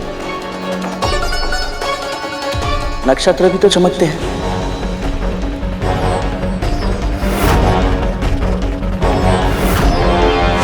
अश्विनी, रोहिणी, कृतिका, चित्रा। नक्षत्र के नाम मैं भी जानती हूँ। कहना क्या चाहता है तू? आपकी दशा समझता हूँ महारानी। आप विचलित हैं क्योंकि आपको ऐसा लग रहा है कहीं व्रत भंग तो नहीं हो गया। और सबसे अधिक विचलित तो महारानी दिति है। परंतु आप दोनों को चिंता करने की आवश्यकता नहीं, क्योंकि अभी तक सूर्योदय हुआ ही नहीं।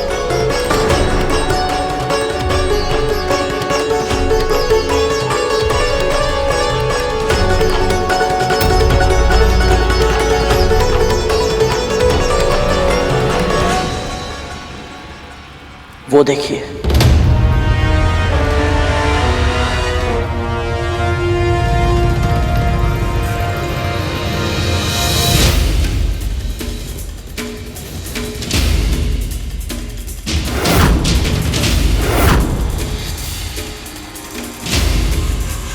अरुण,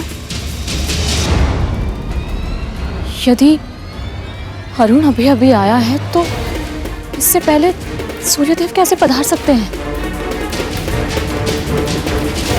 मैं भी इसी ओर संकेत दे रहा हूं मां। सूर्यदेव का रथ अरुण भैया चलाते हैं और वो अभी अभी प्रकट हुए हैं। इससे यही सिद्ध होता है कि आकाश जिससे प्रकाशवान है वो वस्तु चाहे जो भी हो, परंतु सूर्यदेव नहीं है। किसी ने जानबूझकर आप दोनों को भ्रमित करने का प्रयास किया है।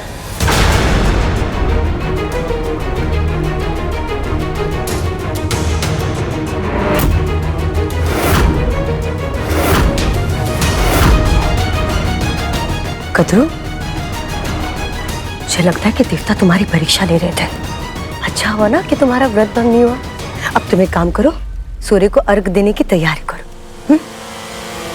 सही कह रही है ये दीदी, हमें चलना चाहिए, स्नान भी करना है हमें। चलिए।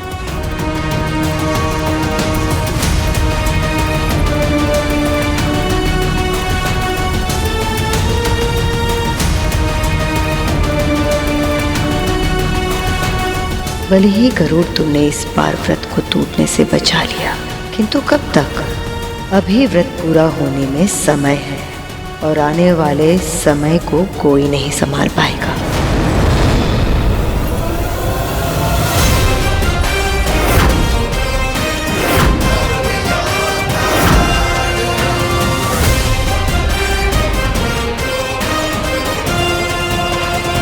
दास,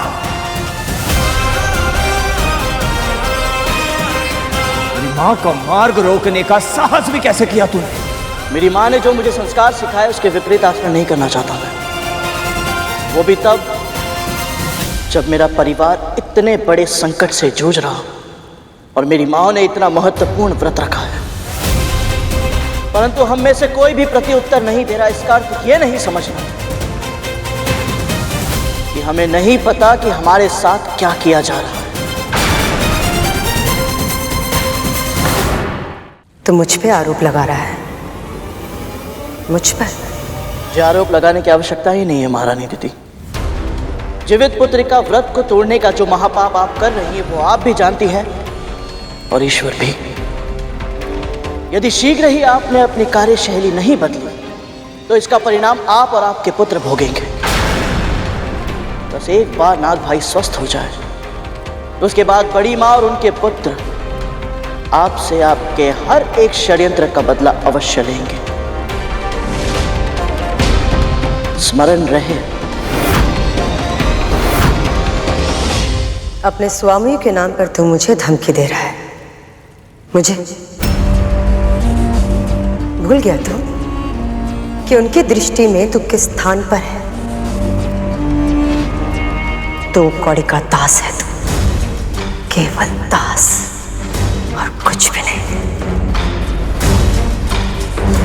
इस संकट के समय में कद्रू और उसके पुत्र तुझे और तेरी मां को एक परिवार समझने के भ्रम में जो जी रहे,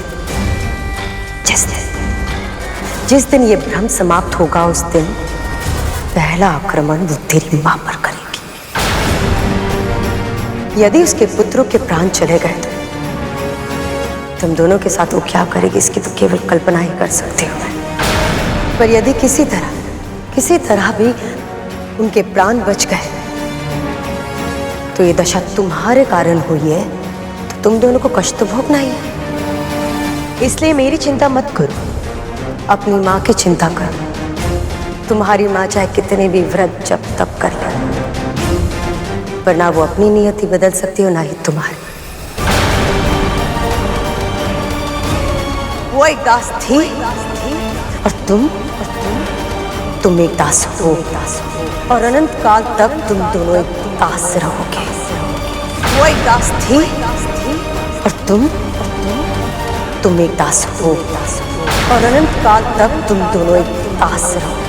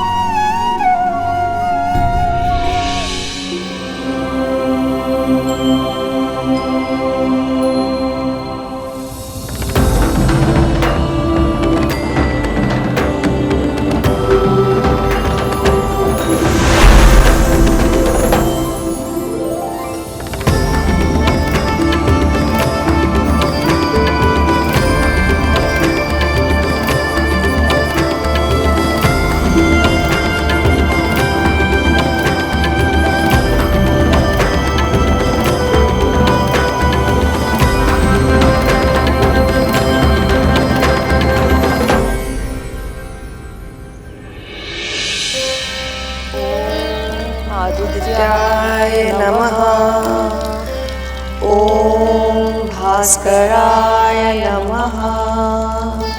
ओम सूर्यदेवाय नमः।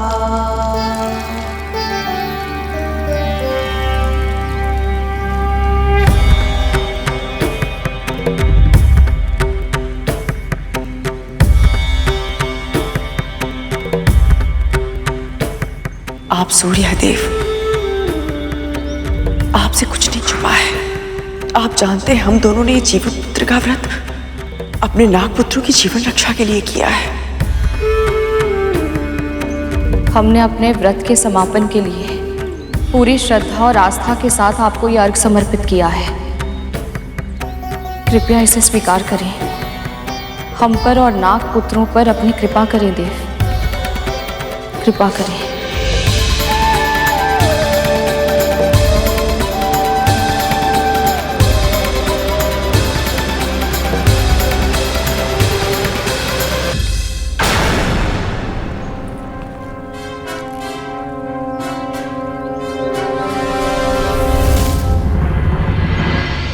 माँ, अब हम क्या करें? इनका व्रत तो लगभग संपूर्ण ही हो गया है। नहीं रहा। जब तक कार्य पूरी तरह से सिद्ध ना हो, उसे संपूर्ण नहीं मानना चाहिए। अंतिम क्षण में कभी भी खेल पलट सकता है। अभी मेरी अंतिम चाल शेष है। अभी मेरी अंतिम चाल शेष है।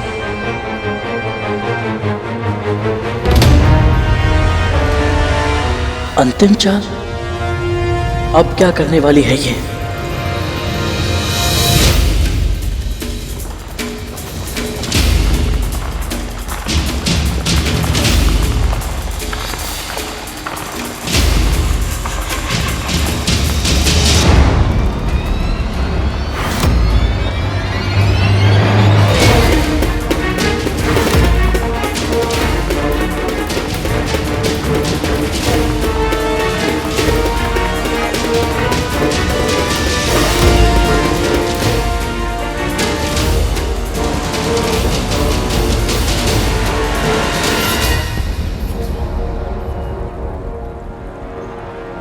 ये कैसे संभव है? क्या संभव नहीं? गरुड़, क्या कह रहा है तू? माँ, मैंने अभी अभी अपनी दूरदृष्टि से देखा। भोजन के लिए कम से कम 1 सहस्त्र ऋषि आ रहे हैं।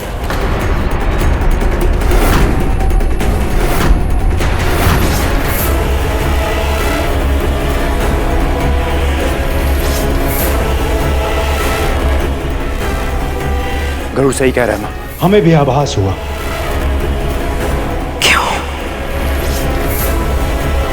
क्यों हो रहा है मेरे साथ ऐसा?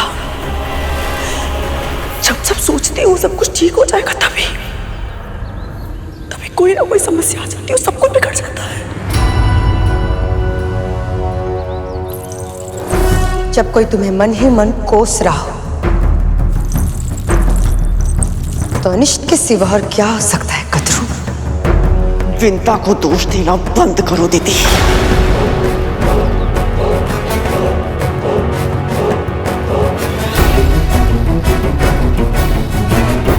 और वैसे भी आमंत्रण देने तुम गई थी ना।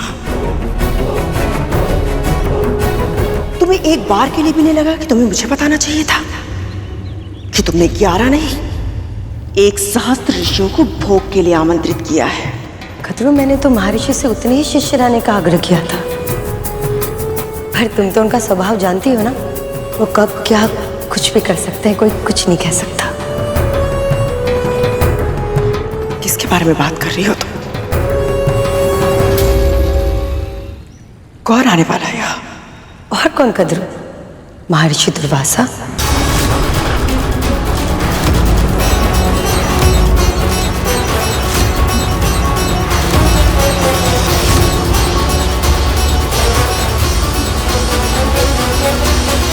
मेरी इस योजना से कैसे बचोगी कद्रू?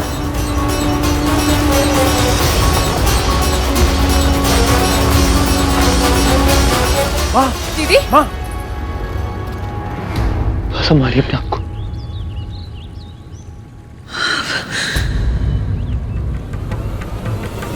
अब क्या होगा?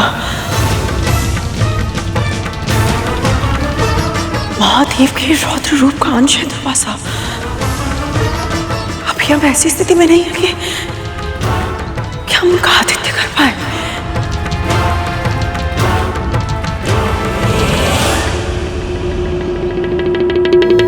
और कौन कर रहा है? महर्षि दुर्वासा।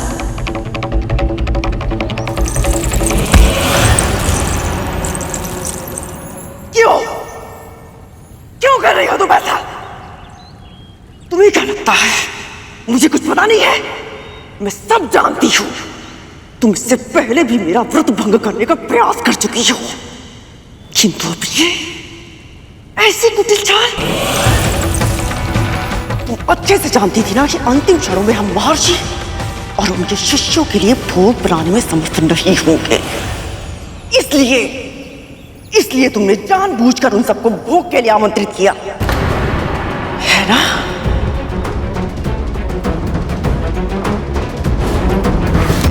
प्रणाम महर्षि।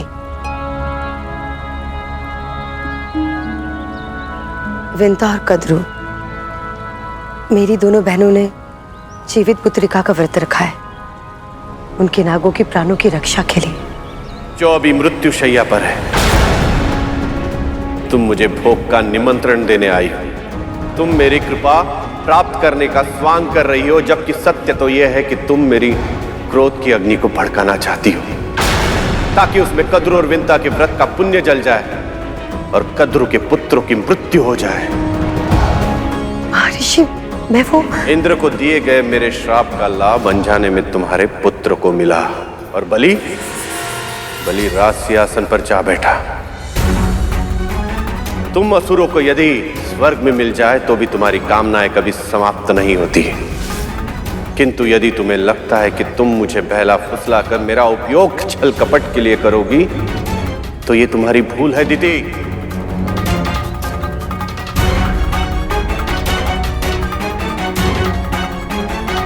मुझे क्षमा कीजिए, आज्ञा दीजिए मुझे। ठहरो।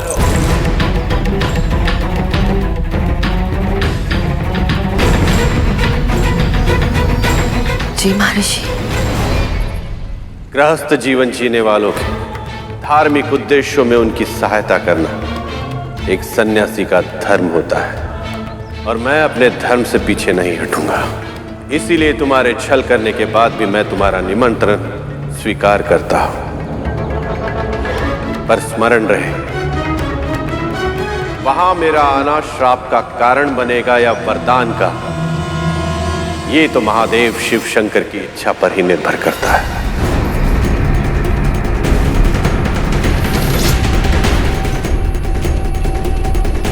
चुप क्यों हो?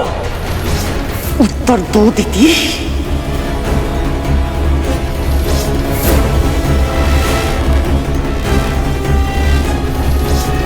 क्या लगता है तुम्हें कद्रू? इतने परम महर्षि मेरे उकसाने से भ्रमित हो जाएंगे? क्षमा कीजिए, पर यह समय इन बातों का नहीं है। कारण चाहे जो भी हो, सत्य ये है कि महर्षि अपने शिष्यों के साथ कुछ ही समय में यहाँ पधार रहे हैं। हमें उनके स्वागत की तैयारियां करनी होंगी। जानती भी है तो क्या कह रही है? कैसे करें तैयारी? कैसे करेंगे उनका स्वागत? वो भी इतने शीघ्र इतने सारे ब्राह्मणों के लिए व्यवस्था करना संभव होगा? मैंने तो यही सुना है कि महर्षि दुर्वासा को क्रोध अति शीघ्र आता है।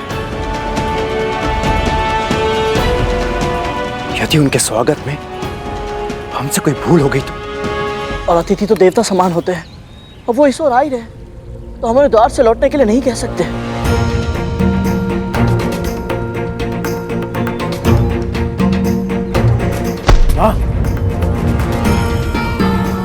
बहुत बुरी तरह फंस गए हम। इस स्थिति से बाहर निकलने का कोई उपाय नहीं हमारे पास। यदि महर्षि का स्वागत नहीं किया तो भी उनका अपमान होगा, और यदि स्वागत करने का प्रयत्न किया तो भी उचित व्यवस्था के अभाव में भी उनका अपमान होगा।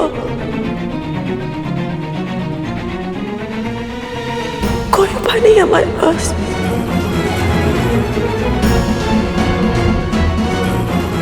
सब विफल हो गया, हमारे सारे प्रयास, जीवित पुत्र का व्रत सब विफल हो गया।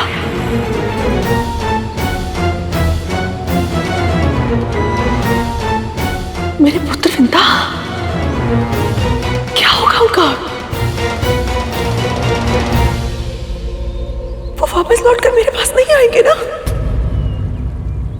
नहीं महारानी, आप हार नहीं मान सकती।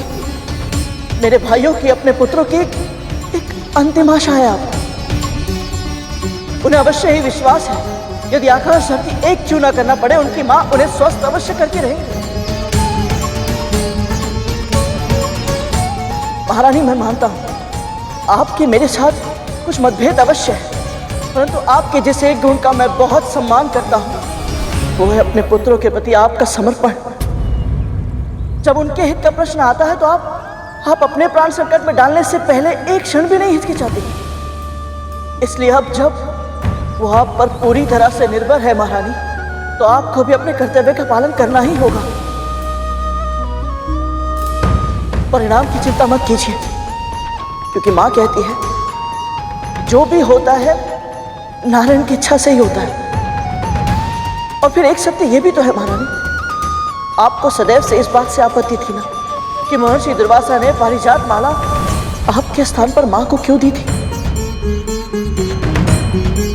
तो फिर देखिए, नारायण ने महर्षि दुर्वासा को प्रसन्न करने का एक और अवसर दिया है आपको। सिद्ध कर दीजिए कि आप उनके आशीर्वाद के योग्य हैं। कहिए बड़ी मां, बिना प्रयास किए ही अपने पुत्रों के प्राण हारने के लिए तैयार हैं आप?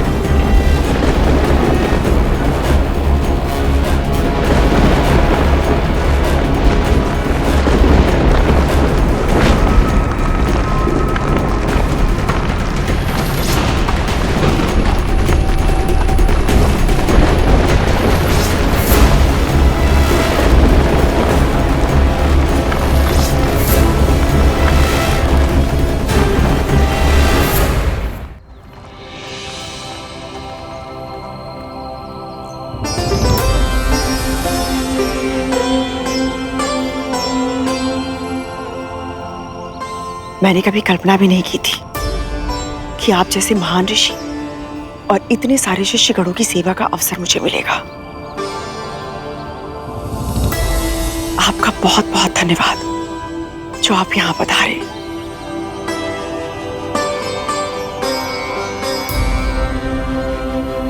ये सब शिव शंभू की कृपा से ही होता है।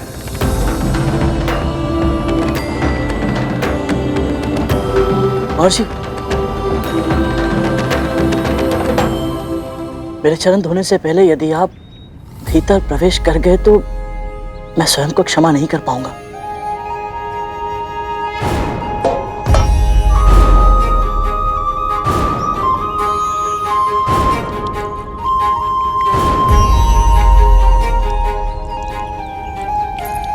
दीदी, गरुड़ जानबूझकर चरण पखारने का ये कार्य धीरे धीरे कर रहा है ताकि हमें तैयारियां करने के लिए अधिक से अधिक समय मिल सके। हमें कम से कम समय में अधिक से अधिक कार्य करने होंगे। सबसे पहले कुशा के आसनों का प्रबंध करना होगा ताकि महर्षि और उनके शिष्य विराज सके। कौन करेगा ये कार्य? और सेवक और स्वामी में कोई भेद नहीं रहेगा खाली। चल जी भैया।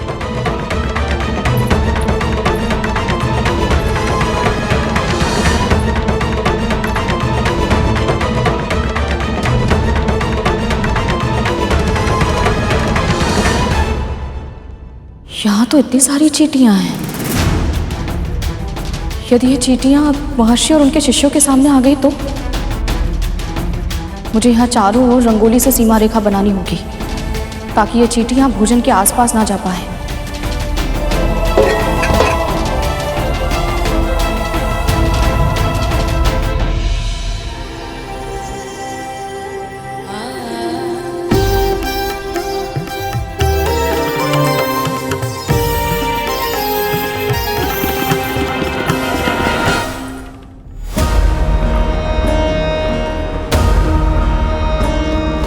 जितनी शीघ्रता तुम कर रही हो उतनी शीघ्रता में कोई ना कोई भूल तुमसे अवश्य होगी। तुमसे और वो एक भूल तुम्हारे परिवार को नष्ट कर देगी।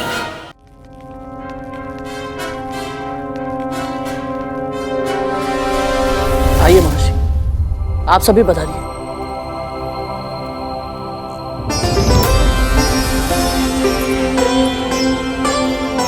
इतनी शीघ्र इतनी बड़ी रंगोली बन गई? एक साथ इतने आसनों का प्रबंध कैसे हुआ?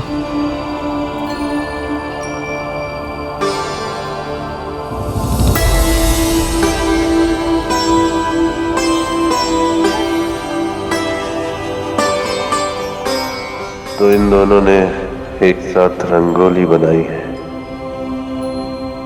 वाह शिव शंभु, संकट के समय आपने इन दोनों बहनों को एक साथ लाकर ये सिद्ध कर दिया है कि आपकी सृष्टि में कुछ भी असंभव नहीं।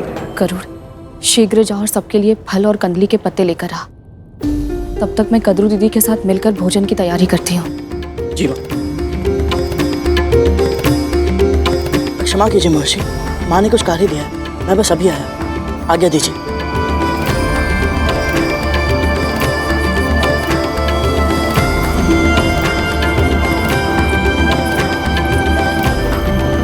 आप स्थान ग्रहण करें, हम आपके भोजन का प्रबंध करते हैं।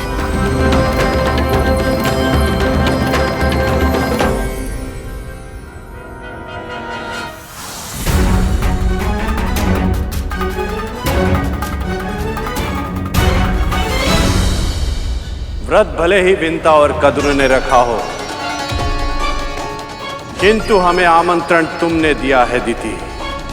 इसीलिए यहां जो होगा उसका उत्तरदायित्व उन दोनों के साथ साथ तुम्हारा भी होगा।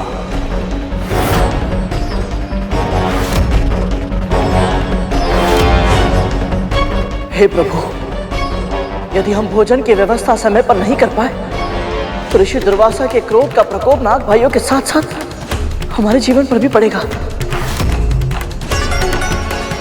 सहायता कीजिए प्रभु।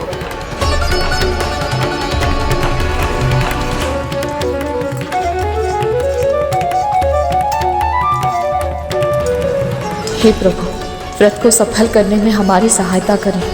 अब तो केवल आप ही हमारा सहारा है। यदि हम ऋषि दुर्वासा और उनके शिष्यों को भोजन ना करा पाए तो उनके क्रोध का सामना हम कैसे करेंगे?